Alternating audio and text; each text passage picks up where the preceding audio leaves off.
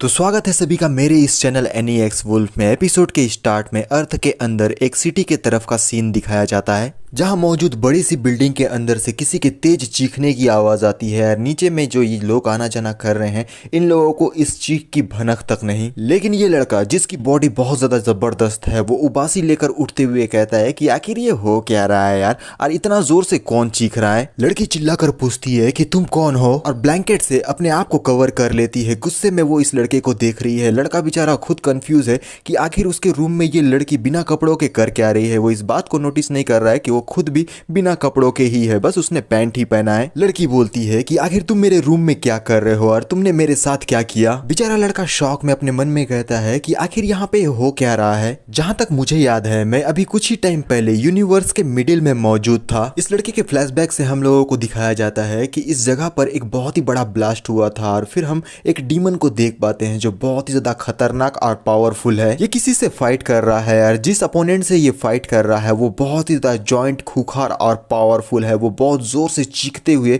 इसके ऊपर में अटैक करने वाला है और ये डीमन वो भी अपने पावर को एक्टिवेट कर देता है इसके ऊपर में अटैक करने के लिए। यार वो लड़का अपने मन में कहता है मेरा घमासान बैटल 3 ओवरलॉर्ड से हो रहा था। फिर वो फ्लैशबैक से बाहर आकर अपने आप को देखते हुए बोलता है कि आखिर ये हो क्या रहा है। फिर उसका सर दुखने लगता है। वो अपने सर को पकड़ता है, काफी ज्यादा तड़प रहा है। ये लड़का जिसके बॉडी के अंदर में उस खूंखार डीमन की स्पिरिट आ चुकी है वो इस लड़के के फ्लैशबैक को देखता है जहां इन लोगों के चेहरे तो रिवील नहीं किए गए हैं। लेकिन सबसे पहले ये लंबा वाला बंदा कहता है हम इस बास्टर्ड को ये फैमिली में बिल्कुल भी नहीं रहने देंगे। दूसरा बंदा कहता है कि चल निकल जा यहाँ पर से। ये बंदा कहता है ये फेंग तू बहुत बड़ा कचरा है, तू ये नाम बिल्कुल भी डिजर्व नहीं करता। क्या तुम लोगों ने देखा इसे अगर मारा जाए तो ये फाइट बैक भी नहीं कर सकता। इस जैसे कचरे को हमें जान से मार देना चाहिए। और उसके साथ ही काफी बुरी तरीके से इस लड़के को मारते हैं। और दोबारा से ये फेंग अपने फ्लैशबैक से वापस आकर अपने मन में कहता है क्या मेरा रिबॉन अर्थ के अंदर ह्यूमन बॉडी पर हो चुका है। लड़की अपने हाथों पर पिलो को पकड़ लेती है और गुस्से में ये फेंग के ऊपर में फेंक कर उसे मारती है और ये फेंग को फट से ये वाला लगता है और ये फेंग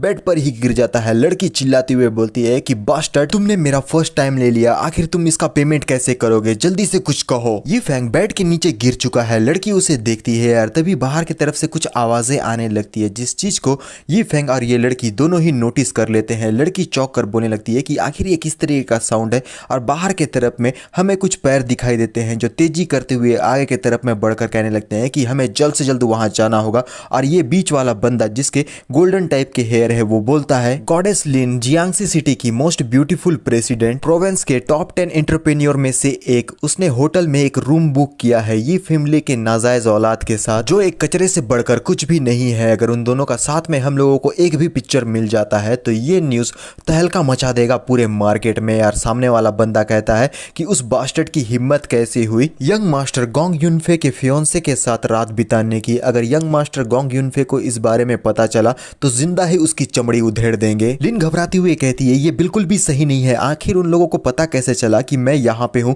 अगर ये न्यूज बाहर आ जाती है तो मेरे कंपनी तो इससे अफेक्ट होगा लेकिन साथ ही मेरा फियोंसे डेफिनेटली मुझे जान से मार देगा। पीछे फैंग खड़ा होकर सीरियस लुक में अपने मन में कहता है कि ये एक ट्रैप है। इस बॉडी के ओनर का लिन के साथ कोई लेना देना नहीं है। वो दोनों ड्रिंक करने के बाद अपने होशो हवास खो बैठे थे और किसी ने इसका फायदा उठाकर दोनों को सेम बेड पर सुला दिया। ये सब कुछ करने का मेन पर्पस ये है कि लिन अपना रेपुटेशन खो दे, लेकिन वो लोग साथ में इस बॉडी के ओनर को मरते दम तक ह्यूमिलिएट करना चाहते थे। लेकिन मेरा सवाल ये है कि आखिर वो कौन बंदा है जो इस बॉडी के ओनर को नुकसान पहुंचाना चाहता है। डोर के बाहर न्यूज वाले आ चुके हैं। ये बंदा कहता है क्या तुम सारे सामान ले आए हो और दूसरा बंदा बोलता है कि हाँ, और इन सारी चीजों के लिए हमें यंग मास्टर हु को शुक्रिया अदा करना होगा क्योंकि उन्होंने इतने बड़े न्यूज के बारे में हमें इंफॉर्मेशन दिया। इस नाम को सुनने के बाद फैंग कंफ्यूज हो जाता है और अपने फ्लैशबैक में आ चुका है जहां पर ये सामने बैठा हुआ बंदा वो बोलता है कि सन ऑफ बिच, आखिर तेरी हिम्मत कैसी हुई रेजिस्ट करने की। कुछ लोगों ने फैंग को पकड़कर जमीन पर ला दिया है। फैंग बोलने लगता है कि आखिर तुम ये क्या कर रहे हो, मुझे जाने दो। ये बंदा खड़े होकर कहता है कि आखिर वो ओल्ड मैन तुम्हें इतना ज्यादा पसंद क्यों करता है। फैंग स्ट्रगल करते हुए इस बंदे को देखने लगता है यार। ये बंदा गुस्से में फैंग को देखते हुए बोलता है कि अभी भी तू मुझे देख रहा है, तेरी हिम्मत कैसी हुई मुझे इस तरीके से देखने की। फैंग अपने फ्लैशबैक से वापस आ जाता है यार, अपनी आंखों को गुस्से में खोलता है और उसके बॉडी के चारों तरफ हम लोगों को रेड एनर्जी दिखाई देती है यार। वो कहता है इहू, तो ये तुम थे जिसने ये सारी चीजों को किया है। फैंग रेड ब्लैक एनर्जी में तब्दील हो जाता है। लिन को इस बात की भनक तक नहीं है यार। वो विंडो के पास से इस जगह पर से एस्केप करने वाला है, लेकिन जाते जाते वो इस हरी पत्ती के ऊपर में थोड़ा सा टच कर देता है, जिस वजह से इस पत्ती का कलर अब मुरझाने लगा है या फिर बर्न होने लगता है। फैंग सेफली उस रूम से बाहर आ चुका है। सिटी के टॉप पर हम लोगों को रेड डार्क एनर्जी ही दिखाई दे रही है। फैंग इस तरीके से आगे बढ़ने लगता है। कुछ ह्यूमंस ने भी इस डार्क रेड एनर्जी को नोटिस कर लिया है, लेकिन ये रेड डार्क एनर्जी जिस चीज से भी टकराती है ऐसा लगता है कि उसके अंदर जो कुछ भी लाइफ है उस लाइफ सोर्स को ये सोख लेती है। और फैंग एक एनर्जी फॉर्म में रहते हुए जंगल के तरफ में आगे बढ़ने लगता है और एक जगह पर पहुंचने के बाद वो धीरे धीरे करके अपने ह्यूमन फॉर्म में आने लगा है। फैंग अब पूरी तरीके से अपने ह्यूमन फॉर्म में आ चुका है और उसके मुंह पर तुम देख सकते हो कि छोटा सा दांत भी बाहर आ गया है, जो कि एक डीमन का साइन है। फैंग बहुत जोर जोर से हंसने लगता है क्योंकि वो अपने हाफ ह्यूमन डीमन फॉर्म में आ चुका है। बहुत ही जबरदस्त और भयानक सीन है और धीरे धीरे करके उसकी हंसी अब शांत होने लगती है, लेकिन उसके चेहरे पर अभी भी एक डेविलिश सी स्माइल है और वो कहता है यूहू, तुमने आज जो कुछ भी किया है ये बहुत ज़्यादा इंटरेस्टिंग था। और वो अपने कदमों को सिटी की तरफ बढ़ा लेता है। सीन लिन के रूम के बाहर का दिखाया जाता है, जहां पर डोर को एक लात मारते हुए ये न्यूज़ वाले लोग अंदर की तरफ में आ चुके हैं और उन्हें इस तरीके से घुसपैठ करता हुआ देखकर लिन घबराकर चिल्लाते हुए बोलती है कि किसी ने डोर को ब्रेक कर दिया है, यहां पर चोर आ चुके हैं, कोई आकर मुझे बचाओ। और इससे सुनकर ये लोग काफ़ी ज़्यादा चौंक जाते हैं यार। जैसे ही वो अपने आसपास देखने लगते हैं, यहाँ पर फैंग तो है ही नहीं, है तो सिर्फ लिन, जो बिना कपड़ों के ब्लैंकेट से अपने बॉडी को ढके हुए है यार। ये लोग कहने लगते हैं कि आखिर यहाँ पर हो क्या रहा है, ये फैंग कहाँ है, यहाँ पर तो सिर्फ मिस लिन ही है। इससे लिन चौंक जाती है यार। वो पीछे की तरफ में देखती है फैंग को, लेकिन फैंग तो वहां पर है ही नहीं यार। अपने मन में कहती है कि वो अभी अभी यहीं पर था, आखिर वो इतनी जल्दी चला कहाँ गया। लेकिन उसकी नजर गमले पर रखे पौधे पर जाती है, जिसके पत्ते पूरी तरीके से सूख चुके हैं और उन्हें देखते हुए मन में कहती है कि अभी कुछ टाइम पहले ये प्लांट बहुत ज्यादा ग्रीन था, लेकिन अब ये पूरी तरीके से सूख चुका है, आखिर ये हो क्या रहा है। चांदनी रात में होटल के बाहर एक कार लगी हुई है, यहाँ पर यीहू मौजूद है और उसका एक साथी भी। हु खुश होते हुए कहता है कि कल जब ये न्यूज वाले उसके बारे में छापेंगे तब मैं ये देखता हूँ कि गोंग फैमिली इसका कितना बुरा हाल करेगी यार। वर्ल्ड मैन जो इसे इतना प्रोटेक्ट कर रहा है, आखिर वो उसे कैसे प्रोटेक्ट करेगा। ये बंदा कहता है मास्टर हु, आप सचमुच में स्मार्ट और रूथलेस है। उसे अपने हाथों से जान से मारने के बजाय आपने ड्रिंक कराकर उसे लिन के रूम में भिजवा दिया। और इसी समय में इस बंदे का फोन बजता है, जिसे निकालकर वो देखते हुए कहता है कि यंग मास्टर हु, ये जर्नलिस्ट जैंग का फोन है। हु कहता है तो तुम इंतजार किसका कर रहे हो, जल्दी से उसके फोन को पिक करो, उसने फोटो खींच लिया होगा और कुछ फोटो हमारे पास भेजने को कहो, मैं उसके डेस्परेट चेहरे को देखना चाहता हूँ। गार्ड फोन को पिकअप करने के बाद चौंक जाता है उसकी बातों को सुनकर और यहाँ पीछे की तरफ से हु बोलता है क्या उन लोगों ने काम कर लिया है, आखिर इतना लंबा समय क्यों लग रहा है। गार्ड कहता है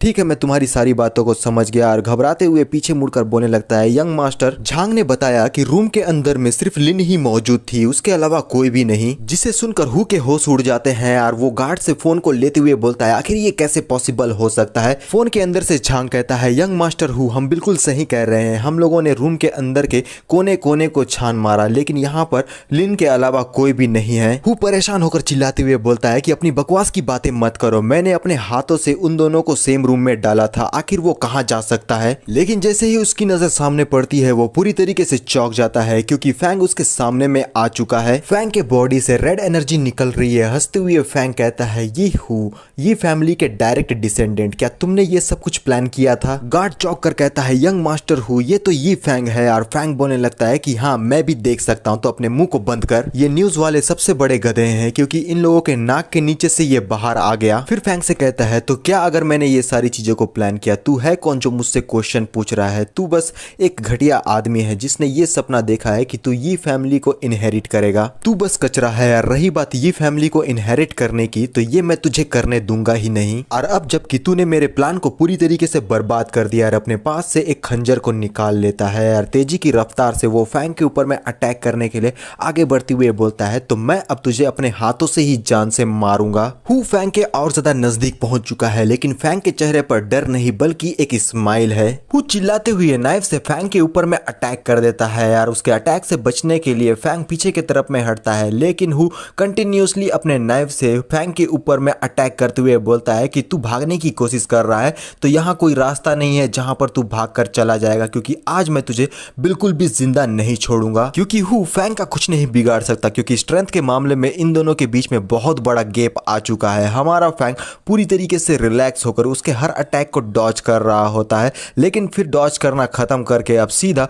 उसके गले के ऊपर में एक जोरदार अटैक करता है, जहां पर हु के मुंह से खून निकलने लगा है और फैंग बोलता है कि इस तरीके के बकवास प्ले मेरे साथ करना बंद कर दे। हु तो फैंग के अटैक की वजह से काफी ज्यादा स्ट्रगल कर रहा है, लेकिन फैंग स्माइल करते हुए बोलने लगता है, वो मैं नहीं हूं जो मरने वाला है, वो तू है जो आज जिंदा यहां पर से वापस नहीं जाएगा। तो क्या तुझे ये बात समझ में आई? अरे तू चुप क्यों हो गया? अरे कुछ तो बोलो भैया। अभी अभी तो तू बहुत बड़ी बड़ी बातें कर रहा था, अचानक से तेरे मुंह से आवाज क्यों नहीं निकल रही है? लेकिन कुछ चीजों को देखने के बाद हु की तो हालत ही खराब हो जाती है यार। हमारा फैंग अपने डिमोनिक फॉर्म में आ चुका है, उसकी आंखें रेड डार्क और दांत नुकीले और हंसते हुए बोलने लगता है कि मैं सोच रहा हूं कि आखिर तेरा टेस्ट कैसा होगा। फैंग के पीछे से हम लोगों को डिमोनिक बीस्ट नजर आते हैं जो बहुत बुरी तरीके से लालच भरी निगाहों के साथ अपने मुंह को खोले हुए दिखाई दे रहे हैं और इसी को देखने के बाद हु की इतनी हालत खराब हो गई थी। अब जैसे ही फैंग के डिमोनिक स्पिरिट अपना मुंह को खोलकर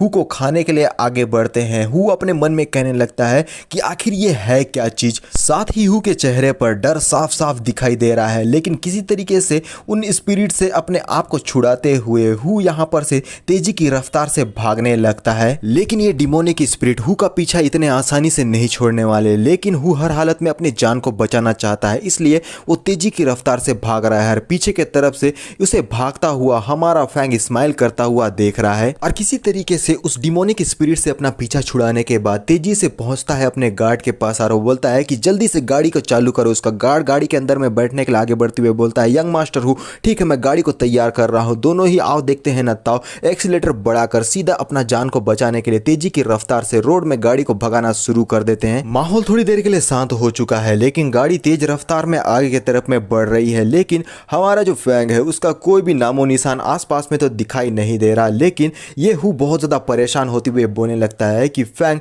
नेक्स्ट टाइम जब हम मिलेंगे ना उस वक्त मैं तुझे अच्छे से देख लूंगा। गार्ड घबराते हुए कहता है, यंग मास्टर हु आपको रूफ के तरफ में देखना चाहिए, ये मुझे बिल्कुल भी सही नहीं लग रहा है यार। जैसे ही हु ऊपर की तरफ में देखता है वहां पर रेड डार्क टाइप का कुछ सिंबल बना हुआ दिखाई देता है, जिसे देखने के बाद हु की तो और ज्यादा हालत खराब हो जाती है यार। पीछे की तरफ हम देख पाते हैं हमारे फैंग को, जिसके हाथों में रेड एनर्जी निकल रही है और वो मुस्कुराते हुए वही सिंबल जो उस गाड़ी के रूफ पर हम लोगों को दिखाई दिया था फैंग के हाथों पर भी दिखाई देता है और फैंग उस सिंबल को बहुत बुरी तरीके से अपने मुट्ठी में दबा लेता है, जिसकी वजह से गाड़ी में कुछ होने लगता है यार। हु घबराते हुए बोलता है कि ये बिल्कुल भी सही नहीं है, मुझे इसके लिए बिल्कुल भी अच्छा फीलिंग नहीं आ रहा है, हम लोगों को यहाँ पर से जंप कर लेना चाहिए। आखिर तुम इंतजार किसका कर रहे हो, जल्दी से डोर को ओपन करके कार से जंप करो। लेकिन हम लोगों को हु के चारों तरफ रेड डार्क एनर्जी दिखाई देती है यार। गाड़ी के ऊपर में एक बहुत ही जबरदस्त और भयानक सा धमाका जो कि हमारे फैंग ने किया था अपने रेड डार्क एनर्जी को इस्तेमाल करते हुए यार। इसी के साथ साथ हु का यहीं पर खात्मा हो चुका है। फिर हम लोगों को गाड़ी के चिथड़े दिखाई देते हैं यार, साथ में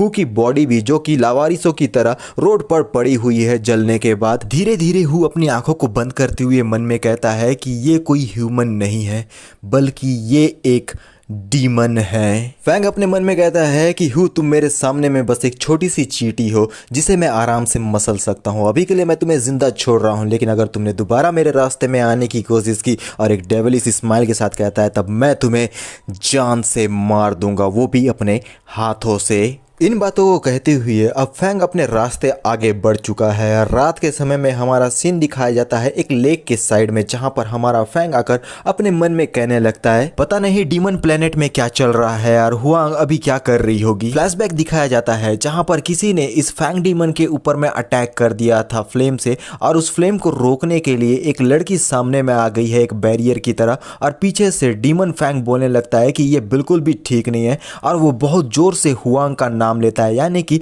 इस लड़की का नाम ही है हुआंग। और हुआंग साइड की तरफ में मुस्कुरा कर देखती है उस फ्लेम को रोकते हुए, और वो बोलती है कि ब्रदर ये फैंग। हुआंग इंजर्ड होकर फैंग की बाहों में है, और वो फैंग से कहती है कि मैं बेवकूफ नहीं हूं, मैं हर जगह आपको प्रोटेक्ट करना चाहती थी, मेरी इच्छा ये नहीं थी कि मैं आपके साथ में मिलकर पूरे गैलेक्सी को कॉन्करर करूं, मेरी बस एक ही इच्छा थी कि चाहे मौत हो या जिंदगी मैं हर जगह आपको फॉलो करूं। हुआंग मुस्कुराते हुए अपनी आंखों को बंद करती है, उसके चेहरे को देखकर लगता है कि जो कुछ भी उसने किया है उसका बिल्कुल भी रिग्रेट नहीं है। और तभी ये डीमन अपने हाथों में फ्लेम लेकर हुआंग और फैंग के ऊपर में अटैक करने के लिए आगे बढ़ जाता है। और अभी भी फैंग हुआंग को अपने बाहों में लिए हुए मन में कहता है अब जबकि मैं रिबॉर्न हो चुका हूं तो क्या ऐसा हो सकता है कि हुआंग ने भी रिबॉर्न ले लिया हो? नहीं, वो पागल लड़की स्टार एम्प्रेस है, यहाँ तक कि अपने प्राइम फॉर्म में होने के बावजूद भी मुझे उससे डर कर रहना पड़ता था, लेकिन ऐसा कुछ तो उसके साथ में बिल्कुल भी नहीं हो सकता। फैंग मुस्कुराकर पानी के अंदर जाते हुए कहता है कि हुआंग तुम मेरा इंतजार करो, तुम्हारा ब्रदर कम से कम टाइम में डीमन किंग के तौर पर वापसी करेगा। फैंग के बॉडी से भारी मात्रा में रेड डार्क एनर्जी रिलीज होता है जो तेजी की रफ्तार से इस पानी के रास्ते आगे की ओर बढ़ती है।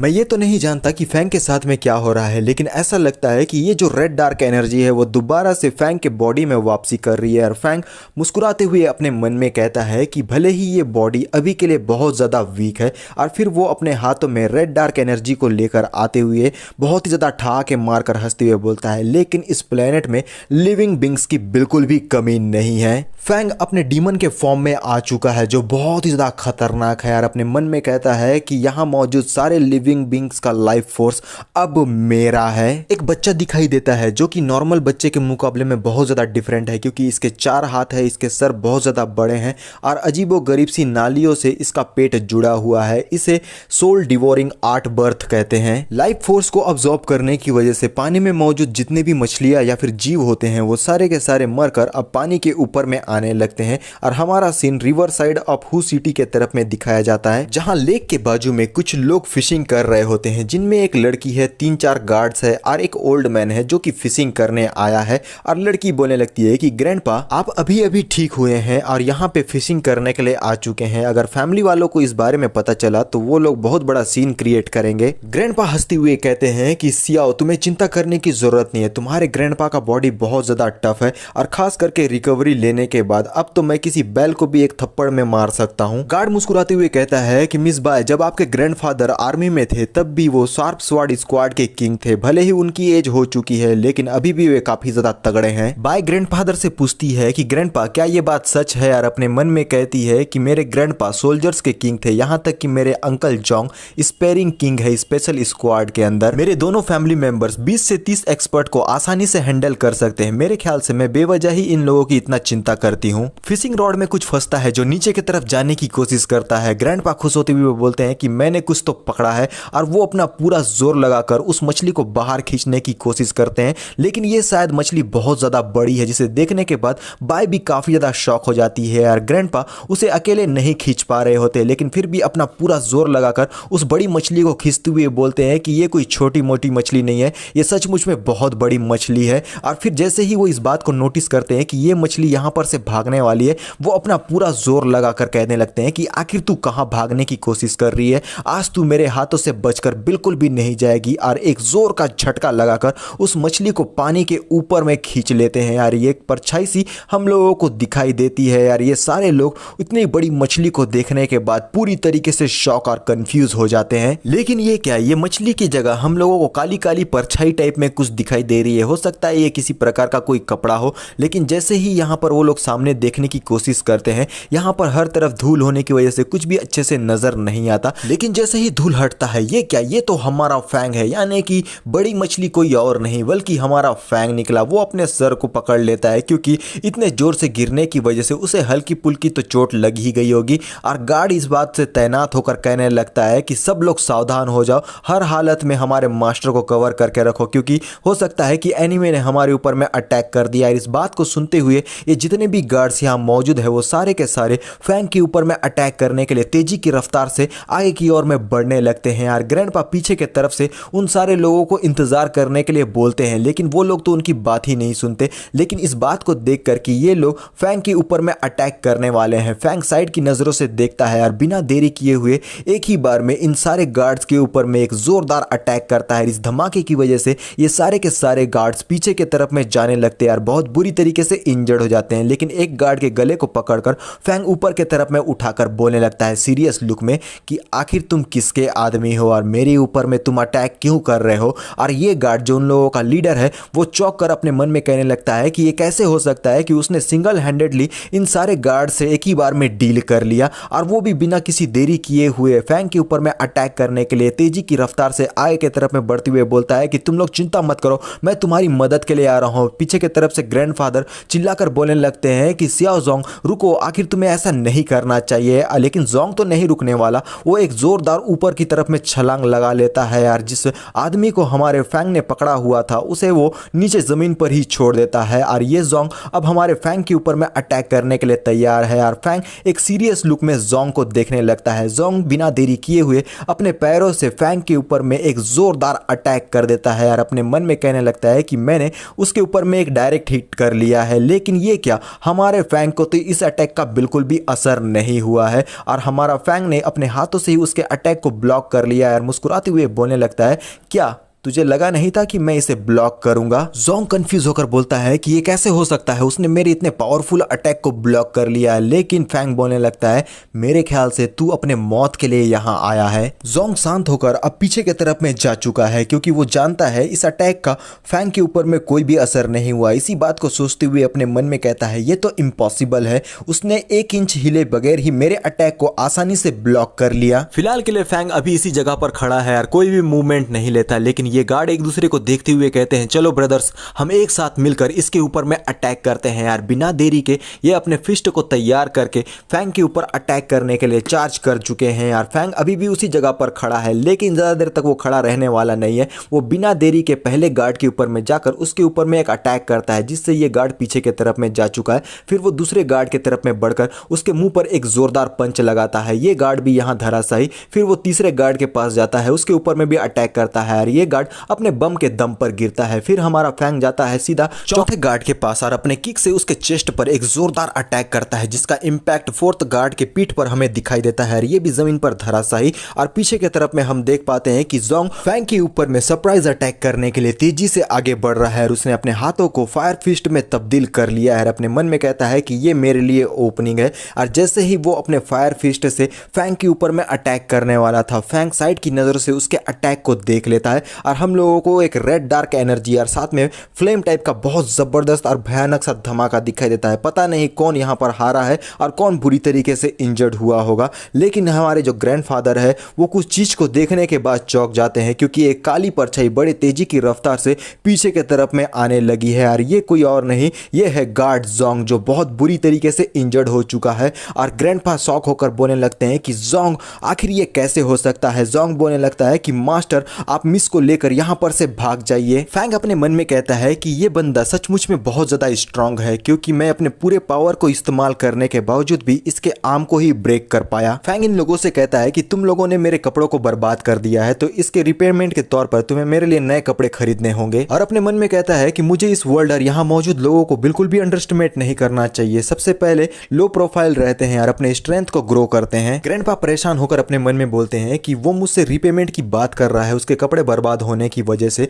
तो क्या ये यहाँ पर मेरे साथ रिवेंज लेने के लिए नहीं आया है। और अपने पॉकेट पर हाथ डाल के एक एटीएम कार्ड निकाल कर फैंग को देते हुए बोलते हैं कि मेरे दोस्त, मैं माफी चाहता हूँ कि मेरे लोगों ने तुम्हारे कपड़े को बर्बाद कर दिया, तो लॉजिकली इस डैमेज का भुगतान तो मुझे ही करना होगा। और अपने मन में कहते हैं इस लड़के ने सिंगल पंच से जोंग के हाथ को ब्रेक कर दिया है, तो इसे वीक तो बिल्कुल भी नहीं समझना है। अगर हम लोगों ने इस लड़के के साथ में अच्छे रिलेशन स्टैब्लिश किए तो हो सकता है कि फ्यूचर में जाकर बाय फैमिली को इसका बेनिफिट मिल जाए। ग्रैंडफादर ग्रैंडफादर फैंग के नजदीक जाकर कहते हैं कि मैं बस तुम्हारा नाम जानना चाहता हूँ, हो सकता है कि भविष्य में हम लोगों को दोस्त बनकर रहना चाहिए। और पीछे की तरफ से बाय जोंग को संभाल कर उठाने लगती है। ग्रैंडफादर के हाथों से एटीएम को लेती हुए फैंग कहता है कि मेरा सरनेम यी है, लेकिन रही बात फ्रेंड बनने की तो मुझे डर है कि आपके पास उतना समय नहीं है, क्योंकि फैंग ने ग्रैंडफादर के लाइफ को देख लिया है जो अपने लास्ट स्टेज पर पहुंच चुका है। इस बात को सुनकर ग्रैंडफादर थोड़ा सा चौंक जाते हैं और कंफ्यूज भी, और अपने मन में कहने लगते हैं कि जोंग परेशान लुक में कहता है आपका इंस्टिंक्ट हमेशा एक्यूरेट होता है, इसका मतलब ये है कि ये लड़का बहुत ज्यादा डेंजरस है। ग्रैंडपा कहते हैं कि जोंग तुमने बिल्कुल सही कहा, तुम्हें पता है कि ये लड़का मुझे किसकी याद दिलाता है, the legendary individual S squad. Jong कहता है आप इसकी तुलना गॉड ऑफ वॉर लोंगिया से कर रहे हैं, ये लेजेंडरी फिगर जो कई सालों से मिसिंग है। आखिर ये कैसे हो सकता है, ये तो एक जवान लड़का है, उसका कंपैरिजन आप सीनियर लोंगिया से कर रहे हैं। बाय चिल्लाते हुए कहती है कि ग्रैंडपा जल्दी से आप लोग यहाँ पर आइए और ये देखिए कि यहाँ क्या हो रहा है। रिवर के अंदर मौजूद मछलियां मरकर ऊपर आ चुकी हैं, जिसे देखकर ग्रैंडपा और जोंग दोनों ही हैरान हो चुके हैं। सीन किसी स्कूल या यूनिवर्सिटी के तरफ दिखाया जाता है, जहां हमारा फैंग चुपचाप से आगे की ओर में बढ़ रहा है, लेकिन यहाँ पर सफर कर रहे कुछ लोग हमारे फैंग को ही देखे जा रहे हैं पैनी निगाह से। लोगों के एक्सप्रेशन को देखते हुए फैंग अपने मन में कहता है कि मेरे इस बॉडी के प्रीवियस ओनर को लोग पसंद नहीं करते, लेकिन मैं ये नहीं जानता था कि ये इतना बुरा है। साथ ही ये बॉडी बहुत ज़्यादा वीक है, लेकिन अच्छी बात यह है कि मैं उसकी आइडेंटिटी को यूज़ कर सकता हूँ। हो सकता है कि मैं इस वर्ल्ड को ह्यूमन स्कूल में जाने के बाद और अच्छी तरीके से अंडरस्टैंड कर पाऊँ। यी फैंग के पीछे में एक बंदा आकर कहने लगता है कि देखो देखो ये तो वही यी फैंग है ना जिसके बारे में ये र्यूमर फैला हुआ है कि उसने नंबर 1 मोस्ट ब्यूटीफुल प्रेसिडेंट के साथ में रात बिताई है। फाइनली 3 दिन तक छुपने के बाद उसने अपने आप को लोगों के सामने में लाने का हिम्मत कर ही लिया। ये एक बुली है जिसके साथ में उसकी गर्लफ्रेंड है यार, ये दोनों एक दूसरे की बाहों में बाहें लिए हुए हमारे फैंग को बुली करने के लिए आगे बढ़ रहे हैं। इन दोनों को देखते हुए फैंग अपने मन में कहने लगता है कि ये है जोंग सियांग और यूफी। यूफी फैंग की गर्लफ्रेंड हुआ करती थी, लेकिन जब से ये जोंग सियांग के टच में आई है तब से उसने फैंग से ब्रेकअप कर लिया। फैंग पहले के टाइम में इस लड़की से काफी ज्यादा ऑब्सेस्ड था, इस वजह से जब ये छोड़ के गई तो वो काफी ज्यादा डिप्रेस्ड भी हो गया था। सियांग कहता है कि मैंने नहीं सोचा था कि तेरे जैसा बास्टर्ड वापस आने की हिम्मत करेगा, लेकिन जियांग सिटी में अभी तू काफी फेमस पर्सन बन चुका है। गोंग फैमिली के साथ साथ ये फैमिली भी तुम्हारी तलाश कर रही है, तुम्हारी छोटी सी जिंदगी अब बहुत जल्द खत्म हो जाएगी। फैंग कहता है अगर तुम्हारी बकवास की बातें खत्म हो गई है तब मैं यहाँ पर से जा रहा हूँ। सियांग को इग्नोर करके फैंग आगे बढ़ जाता है और इस बात से बेइज्जती महसूस करके सियांग काफी ज्यादा फ्रस्ट्रेटेड हो जाता है और सीधा पहुंच जाता है फैंग के पास और उसके कंधे पर अपना हाथ रखता है और जोर आजमाते हुए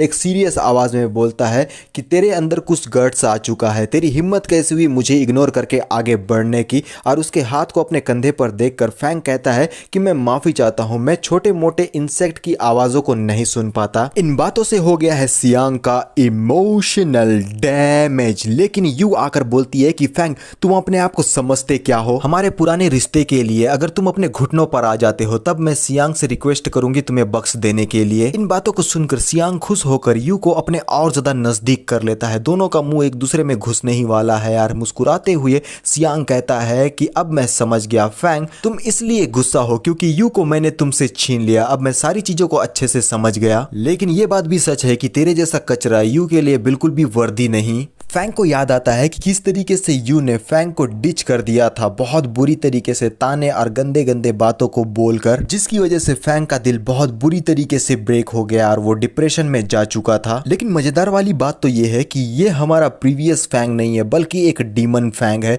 जिसे इन सारी चीजों की बिल्कुल भी परवाह नहीं है, क्योंकि बदला तो यहाँ पर लिया जाएगा, क्योंकि बॉडी और आइडेंटिटी अगर मिला है तो उसके पेमेंट के तौर पर बदला तो लिया जाएगा। फिर फैंग कहता है कि हैं गुस्सा, वो भी इस तरीके की लड़की के लिए? क्या तुम्हें सच में ऐसा लगता है कि ये लड़की इतनी वर्दियत भी है कि इसके लिए मैं गुस्सा करूं? सियांग फिर भी मैं तुमसे ये कहना चाहूंगा कि तुम्हारा दिल सचमुच में बहुत ज्यादा बड़ा है, क्योंकि जिस कचरे को मैंने फेंक दिया उस कचरे को तुम ट्रेजर की तरह रख रहे हो। सीधे शब्दों में भाई तुम झूठा पत्तल चाट रहे हो, तुम्हारा दिल सचमुच में बहुत बड़ा है। इतनी बेइज्जती भरी बातों को सुनकर यू चौंक जाती है और आसपास में मौजूद लोगों में से एक बंदा पहले बोलता है कि सचमुच में ये बास्टर्ड यानी कि फैंग बहुत ज्यादा एरोगेंट है, और दूसरा बंदा ठा के मारकर हंसते हुए कहता है कि यू अब बहुत गुस्से में आ चुकी है, आज तो फैंग गया। और उसके साइड वाला बंदा बोलता है कि मैं शर्त लगाता हूँ कि सियांग इसे जमीन पर रगड़ रगड़ के बहुत बुरी तरीके से मारने वाला है। सियांग तो बहुत गुस्से में आ चुका है। वो फैंग से कहता है कि तेरी जुबान सचमुच में बहुत ज्यादा चलती है।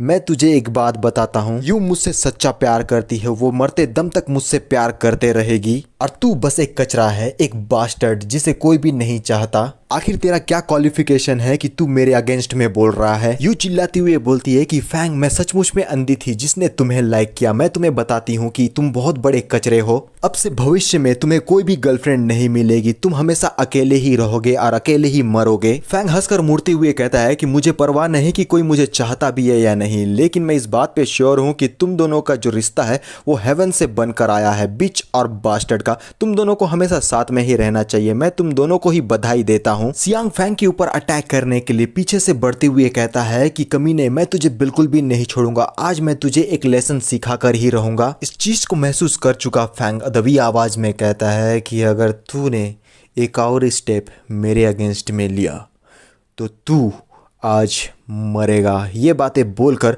वो एक सीरियस लुक में बहुत ही खौफनाक तरीके से सियांग को देखता है। तभी एक लड़की भागकर आती हुई बोलती है कि आखिर तुम्हारी हिम्मत कैसी हुई यार। हमारा फैंग चौंक जाता है क्योंकि ये लड़की जिसके पिंक हेयर है वो हमारे फैंग के पास आ चुकी है और ये कोई और नहीं बल्कि है बाय। और वो बोलने लगती है कि मैं हूँ फैंग की गर्लफ्रेंड और फैंग मेरा बॉयफ्रेंड है। अगर किसी ने भी इसे टच करने की हिम्मत की तो वो सीधा मेरे बाय फैमिली का एनिमी होगा। इन बातों को सुनकर सियांग के तो दिमाग के करंट तोड़ जाती है। वो कंफ्यूज होकर अपने मन में बोलता है ये इम्पॉसिबल है, आखिर गॉडेस बाय इस कचरे को कैसे पसंद कर सकती है। फैंग बोलता है कि बच्ची आखिर तुम यहाँ पर क्या कर रही हो। बाय कहती है कि ये तुम्हारा बिजनेस नहीं है और मैं कोई छोटी बच्ची नहीं हूँ। फैंग बोलता है कि आखिर तुम मेरे हाथ को क्यों पकड़ रही हो और बाय बोलती है कि तुम्हें ऑनर फील करना चाहिए कि मैंने तुम्हारे हाथ को पकड़ा है। और ये सारी बातों को देखकर सुनते हुए सारे लोग हक्के बक्के होकर बोलने लगते हैं कि ये कैसे हो सकता है, हमारे यूनिवर्सिटी की ब्यूटी उसके हाथ को पकड़े हुई है, उसे वो पसंद करती है। और ऐसी कई सारी बातों को बोल रहे होते हैं जो कि बताना बिल्कुल भी सही नहीं है। यार हमारी जो बाय रहती है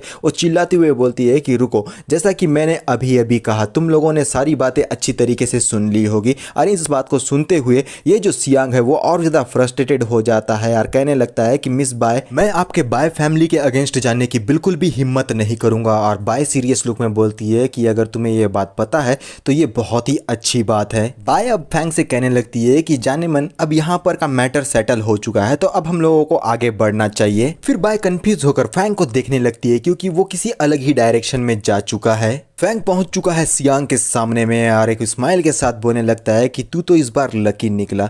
अगर तुझे सचमुच में अपनी जिंदगी इतनी ज्यादा प्यारी है ना तो दोबारा मेरे रास्ते में आने की हिम्मत मत करना। और रही बात यू की तो वो बहुत ही घटिया और स्लट औरत है, तो तूने अब उसे ले ही लिया है तो मैं हमेशा तेरा शुक्रगुजार रहूंगा क्योंकि तेरी वजह से मेरा उससे पीछा छूट गया। यू सियांग के नजदीक जाकर बोलती है ब्रदर सियांग ऐसी बात नहीं है, जो कुछ भी इसने कहा। और उसकी बातों को कट करके एक जोरदार थप्पड़ उसके गाल पर मार देता है सियांग और जिस वजह से वो जमीन पर गिर जाती है। और चिल्लाते हुए सियांग बोलता है कि तू सचमुच में बहुत ही घटिया और लिच्चड़ औरत है, तू एक यूज्ड टॉय है जिसका इस्तेमाल ऑलरेडी लोगों ने कर लिया है। और अपने मन में कहने लगता है कि फैंग तेरी हिम्मत कैसी हुई, तू बस इंतजार कर उस दिन का जब मैं तुझसे अपना बदला लूंगा। फैंग और बाय दोनों ही आगे बढ़ रहे हैं। बाय ब्लश करते हुए फैंग से कहती है कि फैंग अभी थोड़ी देर पहले मैंने तुम्हारी मदद की थी तो मुझे बताओ कि तुम मेरा शुक्रिया कैसे करोगे। फैंग कंफ्यूज होकर बोलता है क्या शुक्रिया, मेरे पास ना पावर है ना ही पैसे हैं, आखिर मैं तुम्हारा शुक्रिया अदा कैसे कर सकता हूँ। मेरे पास में तो सिर्फ मेरा हैंडसम सा बॉडी बचा हुआ है। तुम गेस कर सकती हो कि मैं सिर्फ अपनी बॉडी ही तुम्हें ऑफर कर सकता हूँ। इसे सुनकर बाय तो चौंक जाती है और ब्लश करते हुए धुएं निकाल कर कहने लगती है तो क्या तुम अपने सेवियर को इस तरीके से ट्रीट करते हो? मुझे बिल्कुल भी यकीन नहीं होता है कि तुमने मुझसे ऐसी बातें कही। फैंग कहता है कि अच्छी तरीके से सोचो, तुमने अभी अभी मेरी गर्लफ्रेंड होने का नाटक किया है जिस वजह से अब सारे लोगों को लगता है कि मेरी अब ऑलरेडी गर्लफ्रेंड बन चुकी है। क्या होगा फ्यूचर में अगर मेरी शादी ना हुई तो? तुम्हारे इस शब्दों की वजह से अब मेरे ऊपर में एक दाग लग चुका है। अब बाकी लड़कियां ये सोचेगी कि मैं ऑलरेडी बुक हो चुका हूं, इस वजह से वो मेरे साथ रिलेशनशिप में नहीं आ पाएंगे, इससे मुझे इमोशनल डैमेज होगा। और बाय बोलने लगती है सीरियसली तुम ये बात बोल रहे हो? फैंग कहता है तो अब मुझे बताओ, मेरी जिंदगी भर अब कोई शादी नहीं होने वाली, इसका पेमेंट तुम कैसे करोगी? बाय चिल्ला कर कहती है कि तुम बहुत बड़े बास्टर्ड हो, अगर तुम्हारी शादी नहीं हो रही है तो मैं इसकी परवाह क्यों करूं, और ऑलरेडी मेरे ग्रैंडफादर ने तुम्हें ब्लैक कार्ड दिया हुआ है। फैंग कहता है कि ये कार्ड तुम्हारे ग्रैंडफादर ने मुझे दिया है, तुम्हारा इससे कोई रिश्ता नहीं। आई फ्रस्ट्रेटेड होकर बोलती है कि तुम बहुत बुरे हो। चिड़चिड़ाते हुए वो अपने जेब में पैसे तलाश करने लगती है। यार बाय सच मुझे बहुत ज्यादा क्यूट लग रही है। जैसे ही वो सामने की तरफ में देखती है, फैंग तो इस जगह पर से 9-2-11 हो चुका है, जिसे देखने के बाद हमारी बाय चौंक जाती है यार, चिल्लाते हुए बोलती है कि बास्टर्ड, मैं तुझे बिल्कुल भी नहीं छोड़ूंगी। और फिर अपने मन में शांत होकर कहती है कि उसने मुझे पहले ही बताया था कि उसके जो ग्रैंडफादर है वो मरने वाले हैं, मैं बस उसके और नजदीक जाकर उसे इंट्रोगेट करना चाहती थी, लेकिन और मैं इस बात पे शर्त लगा सकती हूँ कि उसे ये बात अच्छी तरीके से मालूम थी कि मैं बस उसे इंट्रोगेट करने के लिए उसके नजदीक आ रही हूँ। मैं तुम्हारे ऊपर इतनी इजीली गिव अप नहीं करने वाली, मैं डेफिनेटली तुम्हें दोबारा से ढूंढ लूंगी, तुम्हारी आइडेंटिटी के बारे में और जो कुछ भी सीक्रेट तुमने छुपा कर रखा हुआ है उन सबको तुम्हारे अंदर से बाहर निकाल लूंगी। स्कूल की तरफ सीन दिखाया जाता है। फैंग पहुंच चुका है इंग्लिश क्लासरूम के बाहर। अंदर से एक आवाज आती है और एक बंदा कहता है, क्या तुमने सुना वो वापस आ चुका है? आखिर उसकी हिम्मत कैसी हुई वापस आने? क्या उसे मालूम नहीं है कि गोंग फैमिली उसे हर जगह तलाश कर रही है, वो उसे बिल्कुल भी माफ नहीं करेगी। दूसरा लड़का बोलता है कि हाँ, जब से ये गॉडेस लिन और इन दोनों के रिलेशनशिप के बारे में सबको पता चला है, गोंग फैमिली ने डिक्लेयर कर लिया है कि वो इस कचरे का दोनों पैर को तोड़ डालेंगे। यार सामने वाला लड़का बोलता है, इतना ही नहीं, ये फैमिली के लोगों ने भी डिक्लेयर कर लिया है कि वो अपने ये फैमिली से उसे बाहर निकाल देंगे। फैंग मुस्कुराते हुए रूम के अंदर में एंटर करके अपने मन में कहने लगता है कि मैं तो लो प्रोफाइल में रहना चाहता था, लेकिन ये जो सारे लोग हैं ना, वो मुझे लो प्रोफाइल में रहने ही देना नहीं चाहते। मेरे ख्याल से मुझे इस ग्रुप को डिस्ट्रॉय करना ही होगा। फैंग अब पूरी तरीके से क्लासरूम में एंटर कर जाता है और सीढ़ियों को चढ़ते हुए वो ऊपर के तरफ में जाने लगता है, जहां साइड के तरफ में टेबल के ऊपर पैर पर पैर मारकर सियांग हंसकर कहने लगता है, चलो देखते हैं कि आखिर अब तू किस तरीके से मरेगा। भले ही मैं ना मार पाऊं, लेकिन ऐसे बहुत सारे लोग हैं जो तुझे मारने के लिए तैयार बैठे हैं। ये मोटू हड़बड़ाते हुए डोर को ओपन करके अंदर के तरफ में आ जाता है और जोर जोर से फैंग का नाम लेता है। गिरते पड़ते संभलते हुए हाँप कर बोलने लगता है कि ये बिल्कुल भी अच्छा नहीं है, तुम्हें अब हर हालत में मेरे साथ में चलना होगा। और फैंग साइड के तरफ में मुड़कर फैटी को देखता है और इस बात का सियांग को अंदाजा हो गया है कि फैंग के ऊपर में मुसीबत आने वाली है। उसके चेहरे पर स्माइल आ जाती है,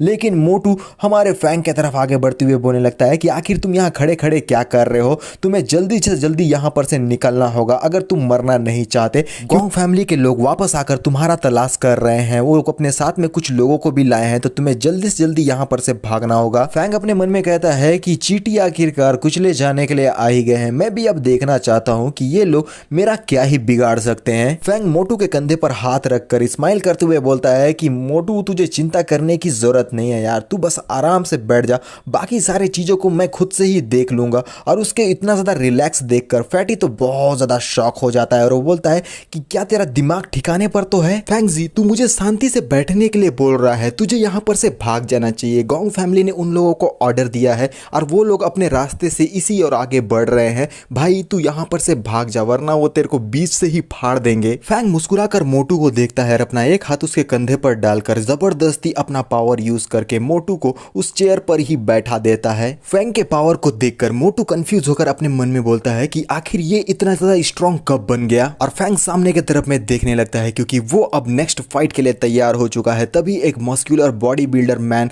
और अपने साथियों को लेकर डोर को एक जबरदस्त लात मारकर अंदर के तरफ में एंट्री ले लेता है। 1 बाय 1 करते हुए ये सारे लोग अंदर की तरफ में आने लगते हैं यार। ये मस्कुलर बॉडी बिल्डर मैन जिसके बाल नहीं है, वो एक सीरियस लुक में बोलता है कि आखिर तुम लोगों में से ये फैंग कौन है? इन सारी बातों से शायद किसी को फर्क पड़े ना पड़े, लेकिन सियांग को बहुत फर्क पड़ता है क्योंकि वो हर हालत में फैंग को बहुत बुरी हालत में देखना चाहता है। वो पागलों की तरह हंसता है और फिर सीधा फैंग के तरफ में इशारा करते हुए बोलता है, ब्रदर वू, जिस लड़के फैंग को आप ढूंढ रहे हो वो मेरे पीछे में खड़ा है। मन में कहता है कि गोंग वू फैंग को ढूंढते हुए यहाँ तक आया है और उसके रुथलेसनेस को मैं जितना जानता हूँ उससे ये बात तो कंफर्म है कि वो फैंग को आज क्रिपल तो कर ही देगा। और एक बार जब फैंग क्रिपल हो जाएगा तब बाय फैमिली का प्रोटेक्शन इसके ऊपर से हट जाएगा, फिर मैं जितना मन चाहे इसके साथ मैसअप कर सकता हूँ। लेकिन मोटू हर हालत में फैंग को प्रोटेक्ट करना चाहता है। वो अपने सीट से खड़ा होकर कुछ बोलने वाला था, लेकिन फैंग उसके कंधे को पकड़कर दोबारा उसे बैठाते हुए बोलता है कि कोई बात नहीं, कोई बात नहीं, तू आराम से बैठ जा भाई। मोटू अपने मन में कहता है कि ये बहुत स्ट्रांग हो चुका है, मुझे तो ये खड़ा होने भी नहीं दे रहा। गोंग वू फैंग को देखने के बाद अपने साथियों के साथ अब फैंग की तरफ आगे बढ़ता है और सीधा अपना फेस फैंग के मुंह के सामने में लाकर बोलता है, तो अच्छा तू ही है वो यूजलेस एलिजिबेंट चाइल्ड। फैंग कंफ्यूज और मुस्कुराते हुए ये बोलता है कि अच्छा तो तुम ही वो कचरे हो जिसे जोंग जियांग ने मेरे पास भेजा है। फैंग की बातों को सुनकर गोंगवू गुस्से में आ जाता है। उसके बॉडी से डार्क एनर्जी रिलीज होती है। वो अपने हाथ को चटकाते हुए गुस्से में कहता है, कमीने क्या तूने मुझे कचरा कहा? फैंग चौंक कर हंसते हुए बोलता है कि ना पगले, तूने बिल्कुल गलत सुना है। मैंने तुझे ही नहीं बल्कि मैंने तुम सभी को कचरा कहा। इसे सुनकर सियांग चौंक जाता है और अपने मन में बोलता है क्योंकि इसे बाय फैमिली का प्रोटेक्शन मिला है इस वजह से ये शायद इतना उछल रहा है। यार इसे ऐसा लगता है कि गोंगवू इसे टच करने की हिम्मत नहीं करेगा। ये तो सचमुच में बहुत बड़ा गधा है। गोंगवू का साथी कहता है कि कमीने मेरे ख्याल से तुझे अपनी जान की बिल्कुल भी परवाह नहीं है। आज हम तुझे दिखाएंगे कि डर क्या होता है। गोंगवू एक स्माइल करते हुए सीरियस लुक में बोलता है कि बहुत बढ़िया फैंग, मेरे पास तेरे लिए दो ऑप्शन है। पहला ऑप्शन, घुटने टेक कर हमसे माफी मांगो और मेरे पैरों के बीच से रेंगते हुए मुझे लॉर्ड गोंग बुलाओ। दूसरे ऑप्शन में हम तुम्हारी मदद करेंगे। उसका कॉन्सिक्वेंस होगा तुम्हारा आर्म और लेग, जिससे तुम कंप्लीटली हैंडीकैप बन जाओगे। तो अब ऑप्शन तुम्हारे सामने में रख दिया गया है, चॉइस तुम्हारी है। उसकी बकवास बातों को सुनकर फैंग तो पहले मुस्कुराता है, फिर वो अपने डिमोनिक आइज को एक्टिवेट करता है। आंखें रेड हो चुकी है और सीरियस आवाज में बोलता है, अगर ऐसी ही बात है। गोंगवू फ्रीज हो जाता है क्योंकि वो फैंग के डिमोनिक आई की वजह से उसी जगह पर फ्रीज हो गया है और टच से मस नहीं हो रहा। अब गोंगवू को हमारे फैंग के अंदर में एक डिमोनिक ऑरा महसूस होता है, जिसे देखने के बाद गोंगवू की भी हालत खराब हो जाती है। यार फैंग उससे बोलने लगता है कि मैं तुमसे पूछ रहा हूं, क्या तुम इस बारे में श्योर हो? भाई कुछ भी बोलो, फटी तो है और बहुत बुरी तरीके से फटी है। गोंगवू की हालत खराब हो चुकी है। वो अपने मन में कहता है कि अभी अभी मेरे ख्याल से मुझे किसी प्रकार का हेल्यूसिनेशन हुआ। लेकिन गोंगवू अपने आप को संभाल कर दोबारा फैंग से बोलने लगता है कि बिल्कुल सही, मैं इस बारे में श्योर हूँ। अपने घुटनों पर आओ वरना हम तुम्हें क्रिपल बना देंगे। उसी की बातों को सुनकर फैंग हंसने लगता है और साइड के तरफ में मुड़ जाता है। यार गोंगवू तो पूरी तरीके से कंफ्यूज कि आखिर फैंग क्या करना चाहता है। और फैंग जाता है सीधा अपना एक हाथ टेबल पर रखता है और उस टेबल पर बैठते हुए बोलता है, ठीक है तो अब जबकि मैंने तुम्हें पहले ही पूछ लिया था और तुम इस बारे में श्योर भी हो, ये सब कुछ करने के लिए तुम्ही ने अब मुझे मजबूर कर दिया है, तो अब मैं तुम्हें एक ऑप्शन देता हूं और वो अपने सोल डिवोरिंग डिमोनिक आइज को एक्टिवेट कर देता है। गोंगवू और उसके साथियों पर कुछ इफेक्ट होने लगता है। गोंगवू और उसके साथियों की आंखें रेड हो चुकी है। फैंग सीरियस आवाज में बोलता है कि अब अपने घुटनों पर आ जाओ। फैंग की बातों को सुनकर सियांग अपने आप पे कंट्रोल नहीं रख पाता और ठहाके मारकर हंसते हुए बोलने लगता है, क्या अभी अभी मैंने सही सुना? कचरा कह रहा है मास्टर वू से कि वो अपने घुटनों पर आ जाए। अब मैं और ज्यादा बर्दाश्त नहीं कर सकता। ये सचमुच में बहुत ज्यादा फनी है। फैंग आखिर तू अपने आप को क्या सोचता है? तू तो आज पूरी तरीके से तबाह होने वाला है। यहाँ तक कि भगवान भी अगर साक्षात तेरी मदद करने के लिए आए ना तो वो भी तुझे नहीं बचा पाएंगे। फैंग के कमांड को सुनने के बाद गोंगवू और उसके साथी अपने घुटनों पर आ जाते हैं फैंग के सामने में, जिसे देखने के बाद सियांग तो कंफ्यूज हो जाता है यार। शॉक होकर गोंगवू को उठाते हुए बोलता है, यंग मास्टर वू आखिर आप अपने घुटनों पर क्यों आ गए? वो भी इस कचरे के सामने, जल्दी से खड़े हो जाइए। सियांग गोंगवू को हिलाने लगता है यार, बार बार उसे उठने के लिए कह रहा है, लेकिन गोंगवू तो अपने होशो हवास में ही नहीं है। और फैंग साइड से मुस्कुराते हुए बोलता है कि गोंगवू तुम शायद यी फैंग को ढूंढते हुए यहाँ आए थे। और सियांग की तरफ इशारा करते हुए बोलता है कि ये है वो यी फैंग जिसे तुम इतने समय से ढूंढ रहे थे। जिसे सुनने के बाद सियांग तो चौंक जाता है। गोंगवू और उसके साथी अभी भी इल्यूजन में है यार। खड़े होते हुए गोंगवू कहता है कि यी फैंग, हाँ हम इसी को तो ढूंढते हुए यहाँ आए थे। आज हम लोगों को इसे बहुत बुरी तरीके से कूटना है। और जिस तरीके से गोंगवू सियांग को देख रहा है, सियांग इस बात को नोटिस करने के बाद थोड़ा सा घबराते हुए बोलता है कि यंग मास्टर वू आखिर आप मुझे ऐसी नजरों से क्यों देख रहे हैं? इस यी फैंग ने आपके ऊपर में कोई इल्यूजनरी ट्रिक इस्तेमाल किया है। आपको इसके झांसे में नहीं आना चाहिए। यंग मास्टर वू बात गया चूल्हे के भाड़ में, लेकिन गोंगवू तो अपना जोरदार फिस्ट से सियांग के मुंह पर एक जोरदार मुक्का जड़ देता है। सियांग के मुंह से खून निकलता है और गोंगवू अभी भी इल्यूजनरी ट्रिक में होने की वजह से गुस्से में बोलने लगता है कि फैंग आज मैं तुझे इतनी बुरी तरीके से मारूंगा कि तू अपने जिंदा रहने पर भी पछताएगा। सियांग जमीन पर धराशायी हो जाता है कंफ्यूज होकर। फिर वो इन सारे लोगों को रोकते हुए बोलता है कि यंग मास्टर वू अच्छे से देखिए, मैं ये फैंग नहीं हूं, आप गलत आदमी को मार रहे हैं। फैंग पीछे के तरफ से सियांग से कहता है कि ये फैंग आज यंग मास्टर वू तुझे बताएंगे कि वर्ल्ड किस तरीके से चलता है। और गोंगवू के साथियों ने सियांग की कुटाई शुरू कर दी है यार। ये सब कुछ देखकर फैटी तो बहुत ज़्यादा शॉक हो जाता है क्योंकि ये सब कुछ अनएक्सपेक्टेड था और फैंग तो एक डेविलिश स्माइल के साथ ये सब कुछ चीज़ों को कंट्रोल कर रहा है। और दूसरे तरफ में किसी ने अपने पैरों से सियांग के ऊपर में एक जोरदार किक लगा दिया है और सियांग के मुंह से खून निकलता है। फिर कोई अपने फिस्ट से सियांग के मुंह पर एक जोरदार मुक्का लगाता है और इस बार राइट हैंड से मुक्का लगाया गया है। सियांग की हालत तो बहुत बुरी हो चुकी है। फिर एक एल्बो से अटैक किया गया और इस तरीके से सियांग को कूट कूट कर इन लोगों ने कीमा बना डाला। ये सब कुछ देखते हुए दो लड़के बातें करते हुए बोलते हैं, क्या सियांग ने कभी मास्टर गोंगवू को ऑफेंड किया है जो इतने बुरी तरीके से उसकी कुटाई लगा रहे हैं? दूसरा लड़का बोलता है ये बहुत ही ब्रूटल है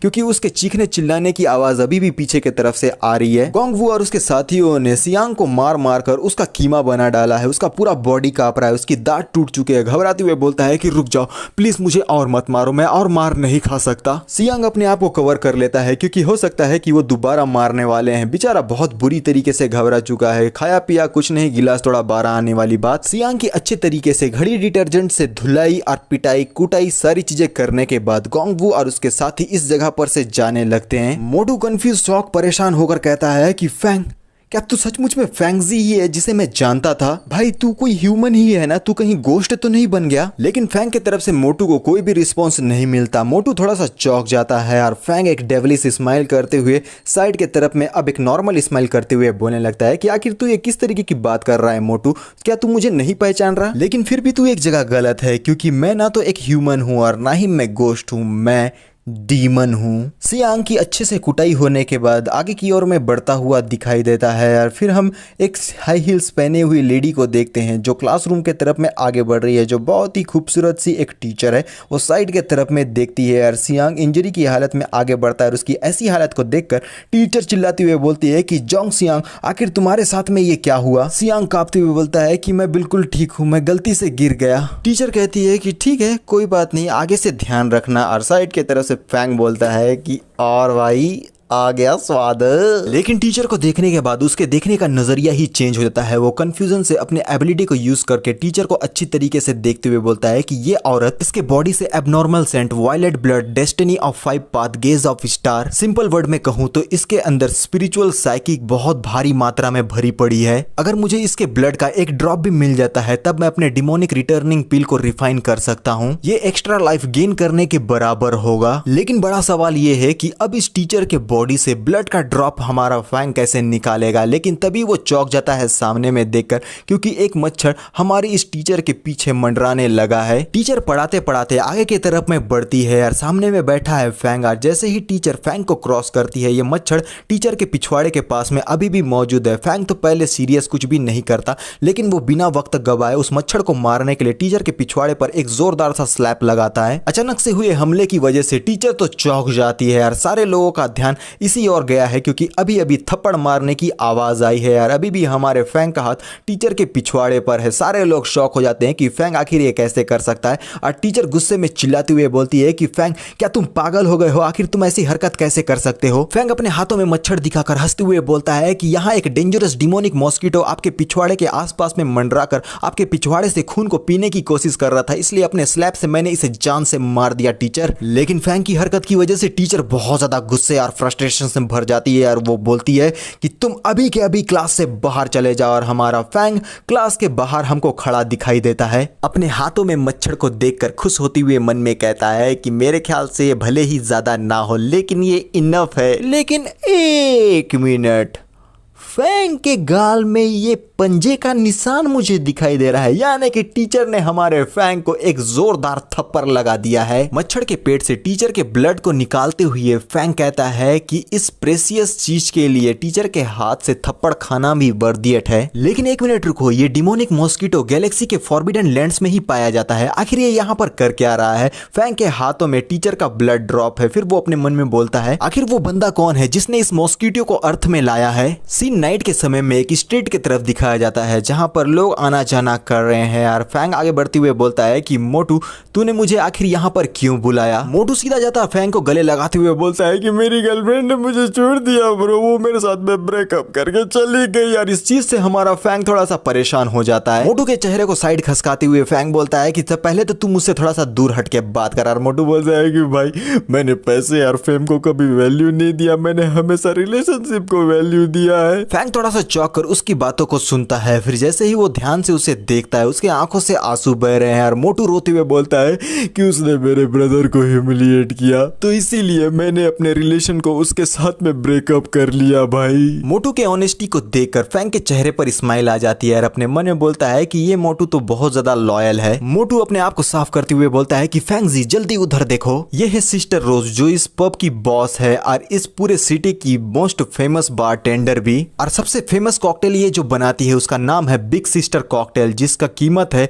10,000 रुपए और ये एक गिलास की कीमत है। सचमुच में रोज बहुत ही ज्यादा खूबसूरत है। मोटू अपना एटीएम देते हुए बोलता है कि सिस्टर हमें 2 ग्लास बिग सिस्टर कॉकटेल चाहिए। रोज मुस्कुराते हुए मुड़कर कहती है कि मुझे कुछ समय दो, मैं तुम्हारे लिए तैयार करती हूँ। फैंग की नजर जैसे ही रोज पर पड़ती है वो मुस्कुराते हुए रोज से कहता है बिग सिस्टर तुम तो जहरीली नागिन हो, यानी कि पॉइजन हो। फैंग की बातों को सुनकर रोज कंफ्यूज होकर उसे देखने लगती है। रोज के बॉडी के चारों तरफ हमें जहरीले से ऑरा या फिर स्मोक टाइप कुछ नजर आती है। रोज सीरियस होकर बोलती है कि अभी अभी तुमने क्या कहा, और फैंग बोलता है कि मैंने कहा कि तुम जहरीली हो और ट्रबल तुम्हारे डोर के जस्ट सामने में खड़ा है। और मोटू तो इस बात को सुनकर चौंक कर फैंग को देखता है और कहता है कि फैंग आखिर तू ये क्या बकवास बातें बोल रहा है, तुझे इस तरीके से बात नहीं करना चाहिए ब्रो। रोज कंफ्यूज होकर फैंग को देख रही है और फैंग रोज को देख रहा है। दोनों ही एक दूसरे की आंखों में डूब चुके हैं। रोमांस वाला नहीं है, पता नहीं कैसा वाला देखना है, लेकिन देख तो दोनों ही रहे हैं। और फैंग मुस्कुराते हुए बोलने लगता है कि वो पर्सन डोर के पास में पहुंच चुका है, तो अब तुम क्या करने का प्लान कर रही हो। और एक बंदे को हम देखते हैं जो शांति से आगे की तरफ में बढ़ रहा है और अपने पैर को उस टेबल पर रखते हुए बोलता है कि सिस्टर रोज जियांग सिटी में ऐसा कौन है जो आज तुम्हें मुझसे बचाएगा, क्योंकि मुझे तो ऐसा कोई भी नजर नहीं आ रहा, तो क्यों ना तुम मेरे साथ आ जाओ, मैं तुम्हारे इस पॉइजन को क्योर करने में तुम्हारी मदद करूंगा। फैंग मन में कहता है ये पॉइजन वुल्फ है, मुझे अच्छी तरीके से याद है इसके बारे में। रोज थोड़ा सा परेशान होकर पहले तो शांति से उसे अच्छी तरीके से देखती है, फिर वो कहती है कि सारे लोग मेरी बात को गौर से सुनो, आज कौन है वो जो मेरी मदद करेगा इस पॉइजन वुल्फ को बहुत बुरी तरीके से पीटने में, और जो मेरी मदद करेगा फ्यूचर में उसे ड्रिंक के लिए कोई भी चार्ज पे करने की जरूरत नहीं है। एक सीट के तरफ हम लोगों को बॉडी बिल्डर मस्कुलर बंदा दिखाई देता है जिसके आजू बाजू में 2 लड़कियां होती है। वो धीमी आवाज में बोलता है कि सिस्टर रोज मैं आपकी मदद करूंगा। पॉइजन वुल्फ मस्कुलर मैन को देखते हुए बोलता है तो तुम हो ब्लैक मार्केट के undefeated boxing king tiger. Tiger मैं तुम्हें वार्निंग दे रहा हूं, तुम्हारे लिए बेस्ट यही होगा कि तुम मेरे साथ में मैसअप मत करो। टाइगर जिसकी हाइट लगभग 7 फीट की है वो अपने हाथों को मसलते हुए गोल्डन ऑरा को फैलाकर स्माइल करते हुए बोलता है कि बकवास की बातें मत करो, तुम्हारी हिम्मत कैसी हुई इस जगह आकर सीन क्रिएट करने की, मेरे ख्याल से तुम अपने मौत को ढूंढते हुए यहाँ पर आए हो। और पॉइजन वुल्फ बोलता है तो मेरे ख्याल से बात आसानी से नहीं निपटेगा। टाइगर अपने फिस्ट से वुल्फ के ऊपर में एक जोरदार अटैक करने के लिए आगे बढ़ जाता है, लेकिन टाइगर के अटैक को देखकर पॉइजन वुल्फ स्माइल करता है। इससे पहले कि टाइगर पॉइजन वुल्फ के ऊपर में अपने फिस्ट से अटैक कर पाता, पॉइजन वुल्फ उस जगह से हटकर दूसरे जगह पर पहुंच जाता है। पीछे के तरफ से पॉइजन वुल्फ टाइगर के ऊपर में अटैक करते हुए बोलता है तुम अब तक अनडिफिटेड इसलिए रहे हो क्योंकि तुम्हारा सामना अब तक मेरे से नहीं हुआ था, लेकिन मैं ये भी देख पा रहा हूँ कि तुम्हारे सर में दिमाग नहीं है, तो इस दिमाग को कुचल देना ही बेहतर होगा। बिना देरी किए टाइगर के ऊपर में अपने फिस्ट से पीछे से अटैक कर देता है यार। इस वजह से टाइगर को बहुत गहरी इंजरी होती है, उसके मुंह से खून निकलता है, वो दर्द में बहुत जोर से चीखता है। 7 फीट का जो लौंडा मस्कुलर मैन है अब वो जमीन पर धराशायी हो जाता है पॉइजन वुल्फ के द्वारा। टाइगर के ऊपर में पैर रखकर पॉइजन वुल्फ कहता है सिस्टर रोज तो क्या दूसरा कोई है जो तुम्हारी मदद के लिए आएगा, क्योंकि मुझे तो ऐसा नहीं लगता, क्योंकि जो कोई भी तुम्हारी मदद करने के लिए आएगा उसका भी यही हाल होगा जो इस टाइगर का हुआ है। माहौल शांत हो जाता है। मोटू टाइगर की इतनी बुरी हालत देखकर पूरी तरीके से शॉक हो चुका है और साथ में रोज भी, लेकिन फैंग को इन सारी चीजों से बिल्कुल भी फर्क नहीं पड़ता। पॉइजन वुल्फ साइड की नजर से स्माइल करते हुए इन लोगों की तरफ में देखता है और टाइगर की बॉडी को एक जबरदस्त लात मारता है, जिस वजह से टाइगर की बॉडी सीधा हमारे मोटू के ऊपर में जाकर गिरती है, जिससे मोटू को बहुत ज्यादा पेन होता है क्योंकि टाइगर का बॉडी बहुत ही भारी भरकम है। मोटू और टाइगर की बॉडी दोनों ही जमीन पर धराशायी हो जाते हैं। रोज चौंक कर इन दोनों की ऐसी हालत को देखती है, लेकिन ये बात फैंग को बिल्कुल भी पसंद नहीं आती, लेकिन फिर भी वो स्माइल करते हुए बोलता है पॉइजन वुल्फ क्या तुमने मुझे नहीं पहचाना। पॉइजन वुल्फ अपने बॉडी पर ग्रीन ऑरा को फैलाते हुए फ्रस्ट्रेटेड वे में हमारे फैंग से बोलने लगता है कि मुझे परवाह नहीं है कि तू कौन है, बस मेरे रास्ते से हट जा। फैंग गुस्से भरी निगाह से पॉइजन वुल्फ को देखते हुए बोलता है तेरी इतनी हिम्मत कि तूने मुझे अपने रास्ते से हटने के लिए कहा, लेकिन पॉइजन वुल्फ अपने हाथों को फैंग की तरफ बढ़ाते हुए कहता है कि बदबूदार कीड़े तेरे में काफी घमंड है, तो मैं सबसे पहले तेरे घमंड को ही तोड़ता हूँ। हूँ। फैंग पॉइजन वुल्फ के हाथों को पकड़ लेता है। पॉइजन वुल्फ तो चौंक जाता है और अपने मन में कहता है कि मैं अपने हाथ को हिला तक नहीं पा रहा क्योंकि फैंग ने बहुत जोर से उसके हाथ को पकड़ा हुआ है। लेकिन पॉइजन वुल्फ भी कहाँ पीछे हटने वाला है, वो अपने मुंह पर 2 नीडल्स को ले लेता है जो पॉइजन से भरी हुई है। कहता है तूने टाइगर की हालत नहीं देखी, अब तेरी घमंड को तोड़ने का समय हो गया है, तो चल अब क्रिपल होने के लिए तैयार हो जा, बोलकर वो फैंग के ऊपर में अपने 2 नीडल से अटैक कर देता है। लेकिन इस जगह पर से फैंग ही गायब हो चुका है, जिस वजह से उसका नीडल टेबल पर जाकर लगता है। और शॉक होकर पॉइजन वुल्फ कहता है कि आखिर वो डिसअपीयर कैसे हो सकता है। लेकिन इससे पहले कि कुछ वो और बोल पाता, फैंग साइड के तरफ से उसके ऊपर में एक जोरदार मुक्के से अटैक कर देता है, जिससे पॉइजन वुल्फ अपने आप को नहीं बचा पाता और अपने पॉइजन ऑरा के साथ वो पीछे की तरफ में गिरने लगता है और सीधा यहाँ पर घसीटा मारते हुए पीछे की तरफ में जाकर अपने आप को किसी तरीके से संभालता है। लेकिन वो बहुत बुरी तरीके से इंजर्ड हो गया है और वो कहता है आखिर ये हो क्या रहा है, ये बंदा इतना ज्यादा स्ट्रॉन्ग कैसे हो सकता है। फैंग अपने डिमोनिक प्रेजेंस को महसूस करवाते हुए आगे की तरफ में बढ़ता है। फैंग बहुत ही जबरदस्त दिखाई दे रहा है, लेकिन फैंग के हाथों से मार खाने की वजह से पॉइजन वुल्फ की बॉडी बहुत बुरी तरीके से कांप उठी है। लेकिन फिर भी वो अपने आप को संभाल कर उठकर बोलता है अटैक करने के लिए आगे बढ़ते हुए कि आज मैं तेरी जिंदगी को लेकर ही रहूंगा, वो भी अपने हाथों से। और जैसे ही वो फैंग के ऊपर में एक जोरदार मुक्के से अटैक करता है, फैंग साइड की तरफ में हटकर इस अटैक से अपने आप को बचा लेता है। और काउंटर अटैक के तौर पर फैंग पॉइजन वुल्फ के मुंह पर एक जोरदार अटैक करता है, जिस वजह से पॉइजन वुल्फ अब हवा में उड़ने लगा है। उसके मुंह से बहुत भारी मात्रा में खून निकल रहा है और वो पूरी तरीके से कंफ्यूज है कि आखिर फैंग उसके ऊपर में इतना भारी कैसे हो रहा है। पॉइजन वुल्फ अब जमीन पर धराशायी हो गया है, ऐसा लगता है कि वो अनकॉन्शियस हो चुका है। और साइड में मौजूद फैंग कहता है कि पॉइजन वुल्फ क्या तुमने अभी तक मुझे नहीं पहचाना। पॉइजन वुल्फ अपने मुंह पर 2 पॉइजनस नीडल लेकर बोलता है कि अब तू हेल में जाने के लिए तैयार हो जा। और जैसे ही वो हमारे फैंग के ऊपर में इन 2 नीडल से अटैक करता है, फैंग मुस्कुराते हुए साइड के तरफ में हटकर कहता है कि तू काफी ज्यादा अड़ियल है क्योंकि आसानी से बातें तुझे समझ में नहीं आ रही। फैंग तैयार हो चुका है पॉइजन वुल्फ के ऊपर में दोबारा से अटैक करने के लिए, जिसे देखने के बाद पॉइजन वुल्फ की आंखें तो खुल जाती है और फैंग एक जबरदस्त मुक्के से पॉइजन वुल्फ के ऊपर में अटैक करता है। जमीन के तो चिथड़े उड़ जाते हैं, लेकिन पॉइजन वुल्फ किसी तरीके से इस अटैक से अपने आप को बचाकर साइड की तरफ में पहुंच चुका है। अपने हाथों में पॉइजनस नीडल को ले आया है और सीधा अटैक कर देता है फैंग के ऊपर में अपने पॉइजनस नीडल से। और पॉइजनस नीडल जाकर सीधा हमारे फैंग के ऊपर में लगते हैं। हम लोगों को खून के छींटे ऊपर की तरफ में उड़ते हुए दिखाई देते हैं। इसे देखकर कि उसका अटैक फैंग को लग चुका है, पॉइजनस वुल्फ तो पागलों की तरह ठहाके मारकर हंसने लगता है। लेकिन ये क्या, फैंग ने अपने दांतों से ही उसके पॉइजनस नीडल को पकड़ लिया है और मुस्कुराते हुए बोलने लगता है कि इसका टेस्ट इतना भी बुरा नहीं है। जिसे देखने के बाद तो पॉइजनस वुल्फ पूरी तरीके से शॉक होकर बोलता है ये नहीं हो सकता। लेकिन इससे पहले कि वो कुछ और मूवमेंट ले पाता, हमारा फैंग पहुंच जाता है पॉइजनस वुल्फ के पास। अपने हाथों से पॉइजनस वुल्फ के मुंह को पकड़कर सीधा ले जाता है दीवार के पास और उसे बहुत जोर से उस दीवार से टकराता है, जिस वजह से दीवार भी बहुत बुरी तरीके से ब्रेक होने लगा है। और फैंग का ऑरा तो पूरी तरीके से फैला हुआ है इस जगह पर और हमें एक दीवार में बहुत बड़ा होल दिखाई देता है। पॉइजनस वुल्फ अपने आप को संभालने लगता है क्योंकि बहुत बुरी तरीके से फैंग ने उसकी कुटाई कर दिया। इसे देखने के बाद रोज और मोटू तो पूरी तरीके से शॉक होकर बोलते हैं कि ये सब कुछ क्या हो रहा है।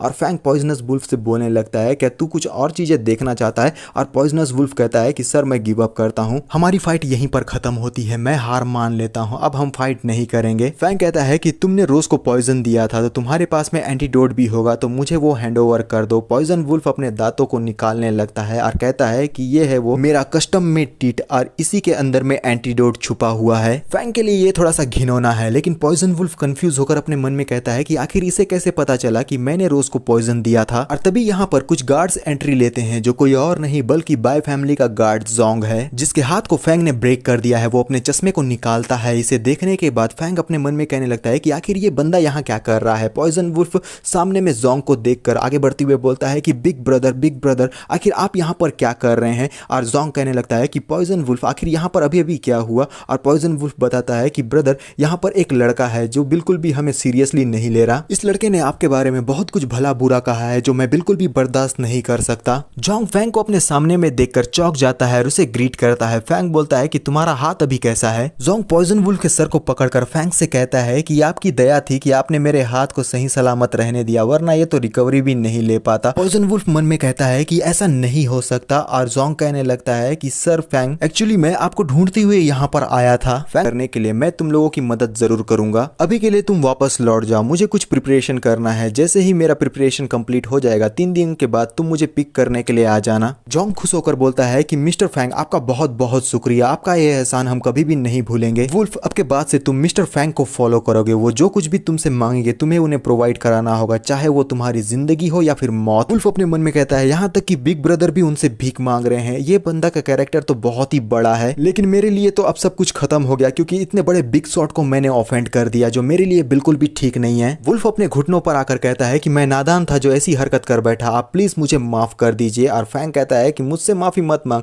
जो पीछे मेरे खड़ा है ना उससे माफी मांग, क्योंकि तू उसका दोषी है। मोटू दर्द में कराहते हुए उठकर कंफ्यूज होकर सामने की तरफ में देखता है, जहां पर वुल्फ अब मोटू की तरफ आगे बढ़ते हुए बोलने लगता है कि प्लीज बॉस आप मुझे माफ कर दीजिए, ये मेरी गलती थी जिस वजह से आपके साथ में ये सब कुछ हो गया। मोटू बोलने लगता है कि रुक, आखिर तू ये क्या कर रहा है, मुझे इस तरीके से टच मत कर। और वुल्फ बोलने लगता है कि बॉस अब से तुम मेरे बॉस हो, जो कुछ भी तुम मुझसे करने के लिए कहोगे मैं सारी चीजें करने के लिए तैयार हूं। और फैंग अपने मन में कहने लगता है ये इडियट वुल्फ मुझे बिल्कुल भी रिकॉग्नाइज नहीं कर रहा है, इसे तो मेरे लोगों में से एक होना चाहिए था। आखिर यहाँ पर हो क्या रहा है? इस मैटर के बारे में मैं बाद में जाकर इन्वेस्टिगेशन जरूर करूंगा, लेकिन अभी सबसे इंपॉर्टेंट चीज ये है कि मुझे डिमोनिक मॉस्किटो के बारे में कुछ सॉल्यूशन ढूंढना होगा। फैंग बार से बाहर निकल चुका है, जहां पर मोटू को परेशान कर रहा है वुल्फ। मोटू बोलने लगता है कि बास्टर्ड तुम मुझसे जितना दूर हो सके उतना दूर रहे, लेकिन वुल्फ बोलता है कि बॉस जहां जहां आप जाएंगे मैं आपके पीछे आऊंगा। और फैंग अपने मन में बोलता है कि अब मुझे नेक्स्ट कहां जाना चाहिए। फैंग की नजर गोरे गोरे टांगों पर जाती है, जिसे देखकर फैंग थोड़ा सा चौंक अपने मन में कहने लगता है ये तो लिन लेन है, आखिर वो यहाँ पर क्या कर रही है। लिन तुम लोगों को तो याद ही होगी,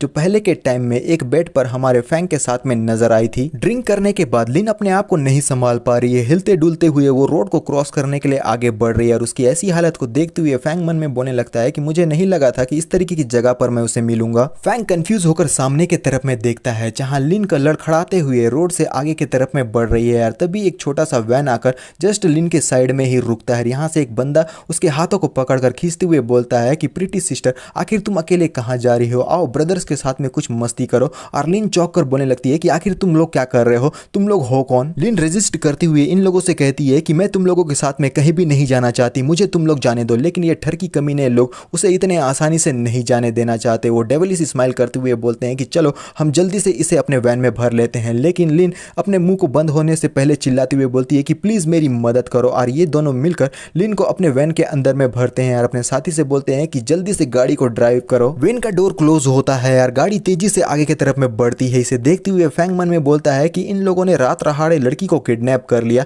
चलो इन लोगों को फॉलो करके देखते हैं कि आखिर ये लोग करना क्या चाहते हैं। और वो अपने रेड डार्क एनर्जी में कन्वर्ट होकर उस वैन का पीछा करने लगता है। जंगल के बीचों बीच एक घर बना हुआ है जो बहुत ही ज्यादा खूबसूरत है। वैन यहाँ पर आकर रुकती है क्योंकि इस खूबसूरत जगह पर ही काले कारनामे किए जाएंगे। ये बंदा जो बहुत ही ज्यादा मस्कुलर है, इसने लिन को अपने कंधे पर उठा लिया है। वो बोलता है माना कि वो ई क्लैन का नाजायज औलाद है, लेकिन वो इस तरीके की जगह पर कैसे रह सकता है। लेकिन इससे कोई फर्क नहीं पड़ता, आज रात के बाद से तो उसे जेल पर ही रहना है अपनी पूरी जिंदगी। यानी कि ये लोग लिन के साथ में गलत करके हमारे फैंग को फंसाना चाहते हैं। बॉडी बिल्डर जिसने हमारी लिन को अपने कंधे पर उठाया हुआ है, वो अपने मोटू साथी से बोलता है कि ब्रदर जल्दी से इस डोर को ब्रेक करके ओपन करो। ये तीनों अब दरवाजे को तोड़कर घर के अंदर में आ चुके हैं। ये बंदा बहुत ही पागलों की तरह हंसने लगता है क्योंकि अब ये यहाँ पर लिन के साथ में मस्ती करेगा। वो लिन को बेड पर पटक देता है। लिन अपने होशो हवास में नहीं है, वो स्माइल करने लगती है। लिन को देखती हुई ये बंदा कहता है कि सचमुच में ये मोस्ट ब्यूटीफुल प्रेसिडेंट का टाइटल डिजर्व करती है। इसके फेस और फिगर को देखो, अब तक जितनी भी लड़कियों से मैं मिला हूं ना, उनमें ये सबसे मोस्ट ब्यूटीफुल विमेन है। एक के बाद एक जाकर हम इसका मजा लेंगे। सबसे पहले जाकर मैं इसके साथ में मस्ती करता हूँ। लेकिन फैंग ने इस जगह एंट्री ले ली है। वो हंसते हुए बोलने लगता है कि एक के बाद एक जाने की क्या जरूरत है जब तुम तीनों ही एक साथ मरने वाले हो। फैंग की आवाज को सुनकर ये बंदा चौंक जाता है। फिर वो अपने आप को शांत करके मुस्कुराते हुए बोलने लगता है कि चलो ये भी बहुत अच्छी बात है। मैंने एक्सपेक्ट नहीं किया था कि इतनी जल्दी हम लोगों की मुलाकात हो जाएगी। गेम तो बस अभी जस्ट शुरू हुआ है, ये काफी ज्यादा इंटरेस्टिंग होता जा रहा है। कमीने अब कुछ समय की बात है यार, तुझे हम लोग लाइव जबरदस्त पिक्चर दिखाएंगे, वो भी फ्री में, जिसे देखने के बाद तुझे तो बहुत ज्यादा मजा आएगा। तू सिर्फ ऑडियंस ही नहीं है बल्कि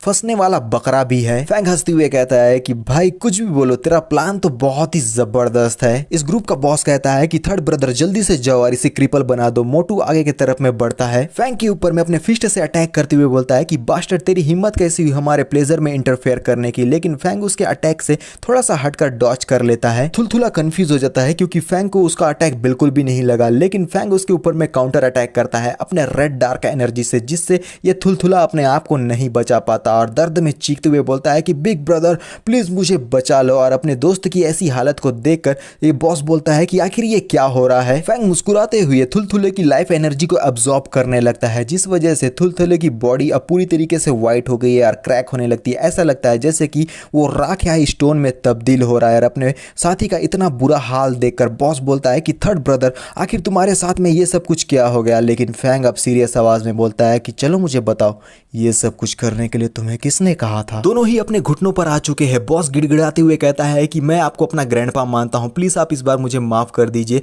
ये सब कुछ मैं किसी की रिक्वेस्ट करने पर कर रहा था, इसमें मेरी ही गलती है। मैं दोबारा से ये सारी चीजें कभी भी नहीं करूंगा। लेकिन ये सब कुछ करने के लिए हमें ईहू ने कहा था। फैंग हंसने लगता है, उसके दांत लंबे हो जाते हैं डीमन की तरह, और बोलता है ठीक है, अब तुम लोग हेल में जाने के लिए तैयार हो जाओ। फैंग के बॉडी पर से डार्क रेड एनर्जी बाहर की तरफ में निकलने लगती है। फैंग के चेहरे पर एक स्माइल दिखाई देता है और एक अटैक के साथ एक ही बार में इन दोनों का यहाँ खात्मा कर दिया है। पीछे वाला बंदा भागने की कोशिश तो करता है, लेकिन जब फैंग अटैक कर रहा है तो सामने वाला कहीं भी नहीं भाग पाएगा और ये दोनों अब बहुत बुरी तरीके से मारे जा चुके हैं। इनका हालत भी अपने थर्ड ब्रदर की तरह हो चुका है। बीच बीच से बॉडी क्रैक होने लगी है। राख बन चुके हैं या स्टोन बन चुके हैं नहीं पता, लेकिन तीनों के तीनों ही मारे जा चुके हैं। फैंग साइड के तरफ में देखता है जहां पर इन लोगों के बॉडी के पास से हम लोगों को एक जेट पेंडेंट टाइप में कुछ नजर आता है, जिसमें से ग्रीन ऑरा निकल रहा है। और इसे देखने के बाद हमारा फैंग की नजरें इसी पर गड़ चुकी। फैंग जेट पेंडेंट के पास जाकर उसे उठाकर देखते हुए कहता है कि इस जेट पेंडेंट में से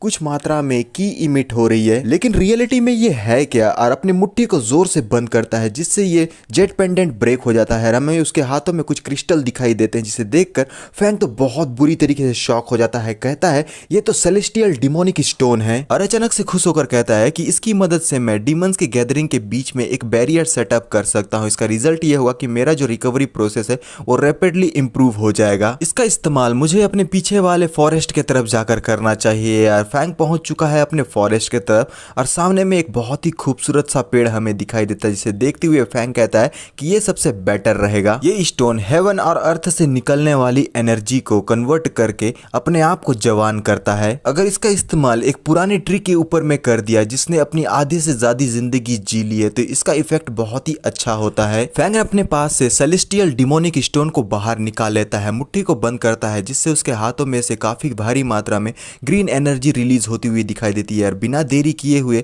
वो उस सेलेस्टियल डिमोनिक स्टोन को उस पेड़ के ऊपर में लगा देता है, और पेड़ पर हमें एक सिंबल सा दिखाई देता है। फैंग कहता है अब मैंने सेलेस्टियल डिमोनिक स्टोन को सेट कर दिया है, इसके पावर से जितने भी प्लांट्स और फ्लावर्स है इन सब का ग्रोथ हाई स्पीड में होगा। कौन जानता है अगर किस्मत अच्छा रहा तो ग्रास और ट्री स्पीड भी इसमें से प्रोड्यूस हो सकती है। अगर तुम लोग गौर से देखोगे अब इस ट्री में से काफी ज्यादा ग्रीन एनर्जी निकल रही है, जो धीरे धीरे करके आसपास के फॉरेस्ट में फैलती जा रही है, जिसका इफेक्ट प्लांट्स और ग्रास पे दिखाया जाता है। वो सचमुच में बहुत तेजी से ग्रो करने लगी है। और फैंग कहता है बहुत लंबे समय के बाद मैंने इतने रिफ्रेशिंग फीलिंग को एक्सपीरियंस किया है। अब लिन भी इस जगह पर आ चुकी है, उसका नशा अभी तक नहीं उतरा है। वो ब्लश करते हुए देखती है, और उसे देखकर हमारा फैंग पीछे से बोलने लगता है कि मैं तो इसके बारे में भूल ही गया था। यहाँ की स्पिरिचुअल एनर्जी बहुत स्ट्रांग है, ये औरत इसे बिल्कुल भी नहीं संभाल सकती। लिन ब्लश करते हुए फैंग को देखती है, फैंग भी लिन को देखता है। लिन आगे की तरफ में बढ़ जाती है, सीधा जाकर फैंग के ऊपर कूद जाती है। फैंग बोलता है कि आखिर तुम ये क्या कर रही हो, मेरे ऊपर में इस तरीके से कूदने का क्या मतलब है। लिन फैंग को जमीन पर गिराकर उसके ऊपर में चढ़कर कहती है कि मुझे बताओ। और फैंग कहता है कि आखिर तुम किस बारे में बात कर रही हो, क्या तुम ड्रंक हो। लिन फैंग के कपड़े निकालती हुई कहती है कि मुझे बिल्कुल भी परवाह नहीं है, आज मैं तुम्हें छोड़कर बिल्कुल भी नहीं जाने दूंगी। फैंग तो बहुत बुरी तरीके से घबरा जाता है, क्योंकि बेचारे के साथ आज इज्जत लूटने वाली है।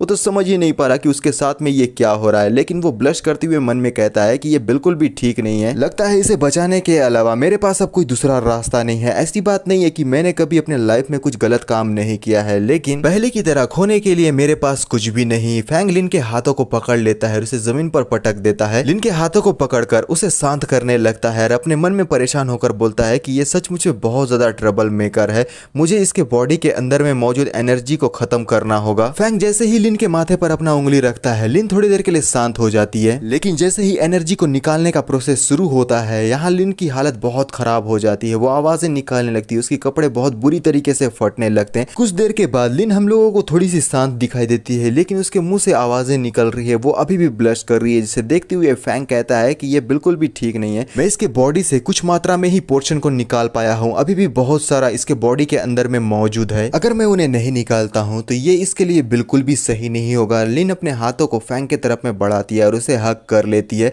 फैंग तो कंफ्यूज हो जाता है, फिर बोलता है लगता है मेरे पास अब दूसरा ऑप्शन नहीं है, मुझे वो करना ही होगा। यानी कि अब इन दोनों के बीच में रिलेशनशिप बनना स्टार्ट हो जाएगा। अब सीन पेड़ के तरफ का दिखाया जाता है क्योंकि ये दोनों एक दूसरे के साथ में लगे पड़े हैं। पेड़ तो बहुत ही खूबसूरत दिखाई दे रहा है यार। इन दोनों ने एक दूसरे के साथ में मिलकर एक खूबसूरत सी रात भी बिता ली है यार। सीन शिफ्ट हो चुका है सुबह का, जहां पर धीरे धीरे करते हुए हमारे लिन अपनी प्यारी प्यारी आंखों को खोलते हुए बोलती है कि ये थोड़ा सा हर्ट कर रहा है। दर्द इसलिए कर रहा है क्योंकि दोनों ही रात भर बहुत ज्यादा एक्सरसाइज कर रहे थे। ये दोनों का पर्सनल मैटर है, इसलिए हम लोगों को नहीं दिखाया गया। लिन जैसे ही अपनी आंखों को खोलकर अपने आसपास के नजारों को देखती है, ये जंगल के बीचों बीच बिना कपड़े पहने हुए मौजूद है। इस वजह से वो शॉक होकर बोलती है कि आखिर ये कौन सी जगह है, और अपने साइड में लिन को देखने के बाद और भी बुरी तरीके से चीखती है यार। इससे हमारे लिन की भी नींद खुल जाती है यार। वो चिल्लाती हुए बोलती है कि ये तुम हो, तुम दोबारा से मेरे साथ आ गए। और लिन बोलने लगता है कि हाँ, तुमने बिल्कुल सही समझा, ये मैं ही हूँ, लेकिन इस बार तुम मुझे बिल्कुल भी दोषी नहीं ठहरा सकती क्योंकि मैंने तुम्हारी जान बचाई है। तो मेहरबानी करके इस तरीके से चीखना चिल्लाना प्लीज बंद कर दो। लिन रात के सीन को याद करती है जहां दो लड़कों ने मिलकर जबरदस्ती उसे किडनैप कर लिया था। और इसे सोचने के बाद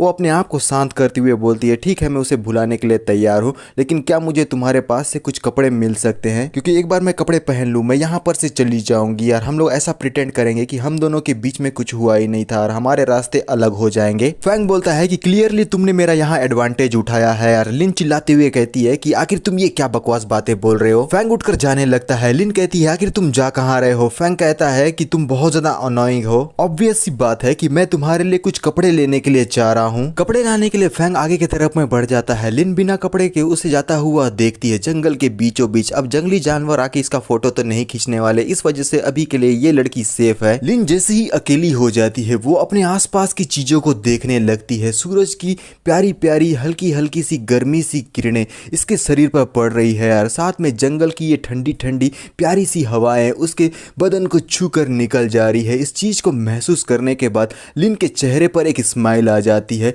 ये बहुत ही अच्छा एक्सपीरियंस है। अगर एक लाइन में कहा जाए तो लिन इस फॉरेस्ट की खूबसूरती से मेस्मराइज्ड हो चुकी है। लेकिन कबाब में हड्डी कपड़ा लाता है फैंग और उसके मुंह पर दे मारता है, जिसकी वजह से हमारी लिन अपने होश में आ जाती है। लिन चिल्लाते हुए बोलती है कि आखिर तुम मुझे इस तरीके से डराने की कोशिश क्यों कर रहे हो? फैंग बोलने लगता है कि जल्दी से कपड़े पहन लो और यहाँ पर से निकल कर चली जाओ। लिन चिड़चिड़ाते हुए फैंग से कहती है कि जल्दी घूम जाओ, मुझे अपने कपड़े बदलने हैं। फैंग घूमकर अपने कपड़ों को चेंज करने लगता है और लिन भी अपने कपड़ों को पहनती हुए कहती है कि आखिर ये कौन सी जगह है?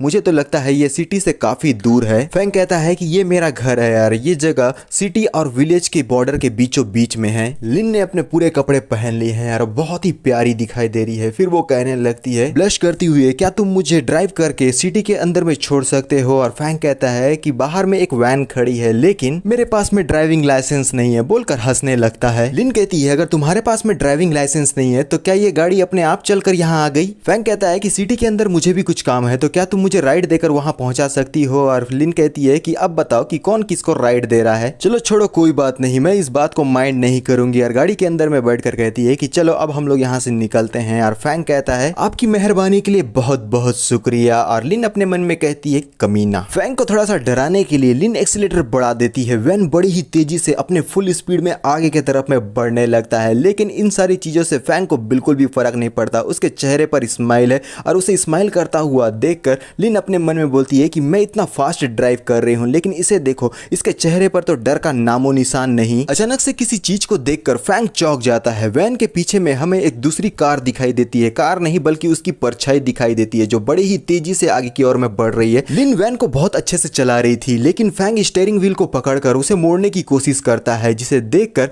लिन चिल्लाकर बोलने लगती है कि आखिर तुम ये क्या कर रहे हो? जब तक तुम्हारे पास में ड्राइविंग लाइसेंस नहीं आता है तब तक तुम स्टीयरिंग व्हील को बिल्कुल भी टच मत करना। स्टीयरिंग व्हील को छूने की वजह से गाड़ी थोड़ी सी साइड की तरफ में मुड़ जाती है और उसके पीछे में एक ब्लैक कलर की कार हमें दिखाई देती है जो कि है एक स्पोर्ट कार, और वो पहुंच चुकी है बैन के पास में। और लिन कहती है क्या तुम हम दोनों को मारना चाहते हो? आखिर तुम ऐसा कैसे कर सकते हो ड्राइविंग करते समय? ये स्पोर्ट्स कार सचमुच में बहुत ही जबरदस्त है। ये वैन को ओवरटेक करके अब उसके रास्ते को ब्लॉक करने के लिए सामने में आ चुकी है। फैंग स्माइल करने लगता है एक डेविलिश लुक में, क्योंकि उसे पूरी तरीके से आइडिया है कि इस स्पोर्ट्स कार के अंदर में कौन है। स्पोर्ट्स कार का डोर ओपन होता है। लिन कहती है आखिर कौन है ये बंदा जो हम लोगों के सामने में इस तरीके से आ गया? फैंग उतरते हुए कहता है कि इन सारी चीजों से तुम्हारा कोई भी लेना देना नहीं है, तो कार को छोड़कर बाहर बिल्कुल भी मत उतरना। लिन कहती है कि अब तुम कहां पे जा रहे हो? फैंग स्माइल करते हुए बोलता है एक पुराना डेप्थ है जिसे कलेक्ट करना है यार, साथ में कुछ सवाल जवाब भी करने हैं। ब्लैक स्पोर्ट्स कार का वाला बंदा जब बाहर निकलता है, ये है यीहू, और उसके चेहरे पर पूरा पट्टी लगा हुआ है। वो बोलता है कि फैंग,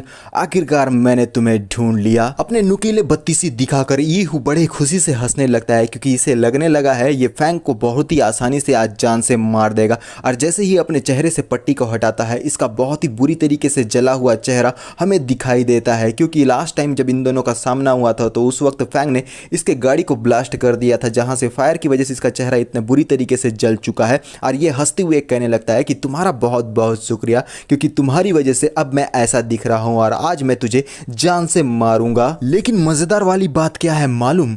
तेरी मौत बिल्कुल भी आसान नहीं होगी। मैं तुझे बहुत ही स्लोली तड़पा तड़पा के बड़े ब्रूटल तरीके से मारूंगा। फैंग हंसते हुए कहता है कि ओ बिग ब्रदर, तुम कुछ ज्यादा ही ख्याली पुलाव नहीं पका रहे हो। मेरे ख्याल से तुम अपने हॉस्पिटल से काफी जल्दी डिस्चार्ज होकर बाहर आ गए। कम से कम अपने पूरे हील होने तक का तो इंतजार कर लेते। क्यों ना तुम वापस जाकर अपना ब्रेन का थोड़ा सा चेकअप वेकअप करवा लो, क्योंकि ये तुम्हारे लिए बहुत जरूरी है। अभी दोनों के मुंह से कोई लफ्ज ही नहीं निकलता। अब मुझसे ये कोई नहीं पूछेगा कि कौन सा लफ्ज, लेकिन माहौल पूरी तरीके से शांत हो चुका है। और यीहू गुस्से भरी निगाह से फैंग को देखता है। अपने बॉडी में पिंक कलर का ऑरा ले आता है, यानी कि अब वो फाइट के लिए पूरी तरीके से तैयार है। और पलक झपकते ही अपने गाड़ी से गायब होता है और बड़ी ही तेजी की रफ्तार से वो फैंग के ऊपर में अटैक करने के लिए आगे बढ़कर उसे क्रॉस करता हुआ आगे की ओर में निकल चुका है। ये बड़े ही तेजी से हुआ है, ऐसा लगा जैसे कि कोई आया गया, पता ही नहीं चला क्या हुआ। यीहू की इतनी स्पीड को देखकर फैंग तो कंफ्यूज ही हो जाता है, क्योंकि ये बिल्कुल भी उसने एक्सपेक्ट नहीं किया था। फैंग के पीछे में हमें धुआं ही धुआं दिखाई देता है। फैंग अपने मन में बोलता है कि ये अभी अभी हॉस्पिटल से आया है, आखिर ये इतना ज्यादा चेंज कैसे हो सकता है।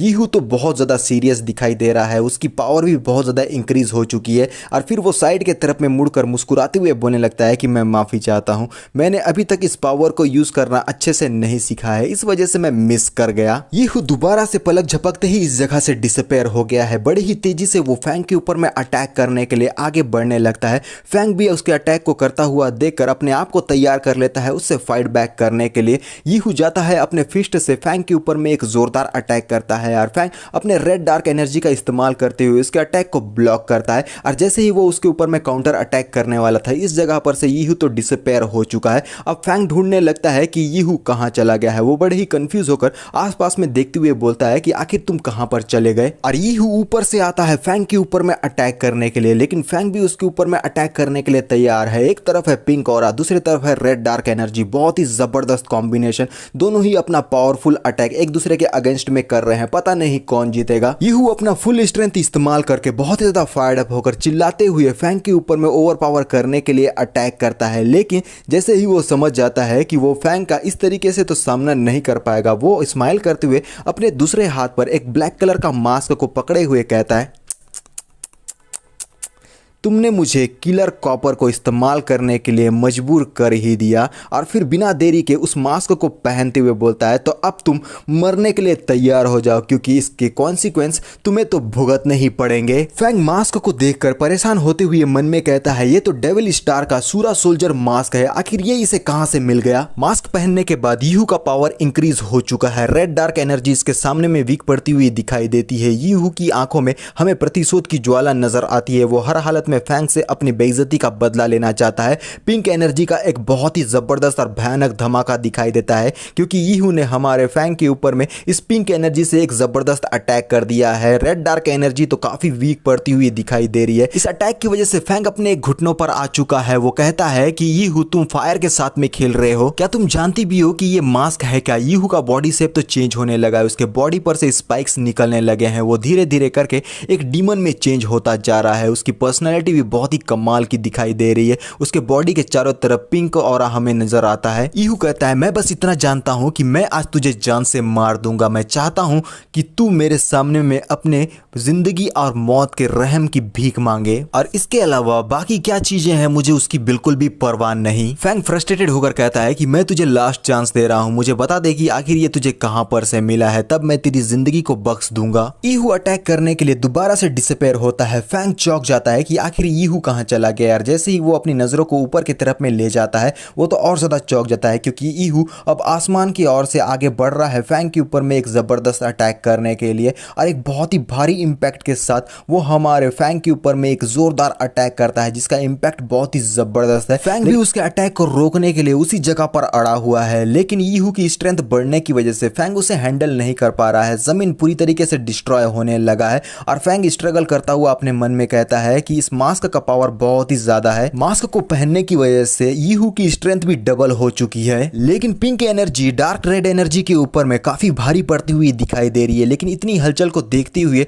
लिन भी कहाँ पीछे हटने वाली है। वो वैन से बाहर निकलते हुए सामने की तरफ में देखते हुए बोलती है कि आखिर यहाँ पर ये हो क्या रहा है। यीहू फैंग के ऊपर में अटैक करने के लिए अपने फिस्ट को तैयार करते हुए बोलता है कि अब सब कुछ खत्म हो गया, क्योंकि मेरा ये मूव से तू यहीं पर अब धराशायी हो जाएगा। फैंग बोलता है कि नहीं, ये बिल्कुल भी अच्छी बात नहीं है, क्योंकि ये सचमुच में बहुत ही पावरफुल अटैक है। और जैसे ही यीहू फैंग के ऊपर में अपने पावरफुल फिस्ट से अटैक करता है, हमारा फैंग साइड के तरफ में हटकर इस अटैक से अपने आप को बचाने की कोशिश करता है। साथ ही अपने मन में बोलता है कि मुझे इससे डिस्टेंस मेंटेन करके रखना होगा, क्योंकि इससे ज़्यादा नज़दीक रहना मेरे लिए बिल्कुल भी ठीक नहीं है। और जैसे ही पीछे जाने के लिए उछलता है, ये सब कुछ देखकर यीहू चौंक जाता है और गुस्से भरी निगाह से फैंग को देखते हुए बोलता है कि आखिर तू कहाँ जाने की कोशिश कर रहा है बास्टर्ड, आज मैं तुझे कहीं भी जाने नहीं दूंगा। यीहू कंटिन्यूअस फिस्ट अटैक फैंग के ऊपर में करता है, डिशुम डिशुम डिशुम डिशुम डिशुम डिशुम, जिस वजह से फैंग काफी ज्यादा स्ट्रगल कर रहा है यार। एक जबरदस्त अटैक के साथ हमारे फैंग के मुंह से खून निकल जाता है यार। यहाँ यीहू ने हमारे फैंग को काफी ओवर पावर कर दिया है। वो बोलता है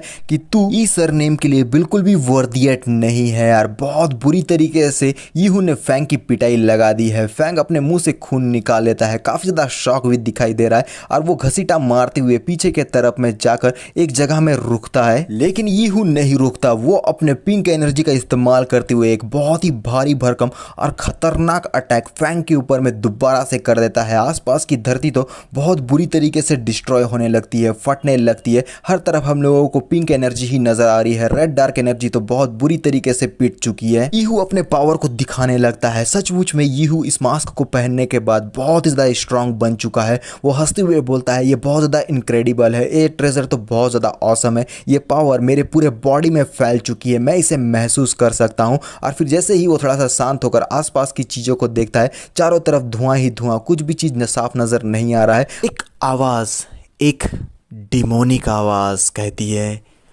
मैं जान चुका हूं, तुम नहीं जानते कि तुमने क्या पहना है यार। इस आवाज़ को सुनकर यीहू की भी हालत ख़राब हो जाती है। वो चौंक जाता है, कंफ्यूज होकर आसपास में देखने लगता है। जैसे ही वो पीछे मुड़कर देखता है, वहाँ हमारा फैंग अपने न्यू गेटअप में तैयार होकर उसके सामने में आ चुका है। बहुत ही कमाल का फैंग दिखाई दे रहा है। रेड डार्क एनर्जी दोबारा से अपना ओवर पावर करने के लिए तैयार है यार। फैंग सीरियस लुक में कहता है, ये soldier of Asura demonic star के कैनन फोडर का लोएस्ट फॉर्म है। मास्क ऑफ असुरा को बैटल से पहले लोगों को पहनाया जाता था कि वो लोग भाग ना सके और साथ में उनके कॉम्बैट पावर को भी इंक्रीज किया जा सके। इस मास्क को निकालने के बस दो ही रास्ते हैं, पहला तो उस आदमी को मरना होगा और दूसरा या तो उसे बैटल को विन करना होगा। यीहू कहता है कि ये बहुत अच्छी बात है कि तू कुचल नहीं गया मेरी ताकत से, क्योंकि अब मैं कंटिन्यूसली तुझे टॉर्चर करने वाला हूँ। फैंग यीहू के नजदीक पहुंच जाता है अटैक करने के लिए, जिसे देखकर यीहू तो कंफ्यूज हो जाता है। फैंग एक जोरदार पंच उसके मुंह के ऊपर में मारता है। यीहू इस अटैक से अपने आप को नहीं बचा पाता और जमीन पर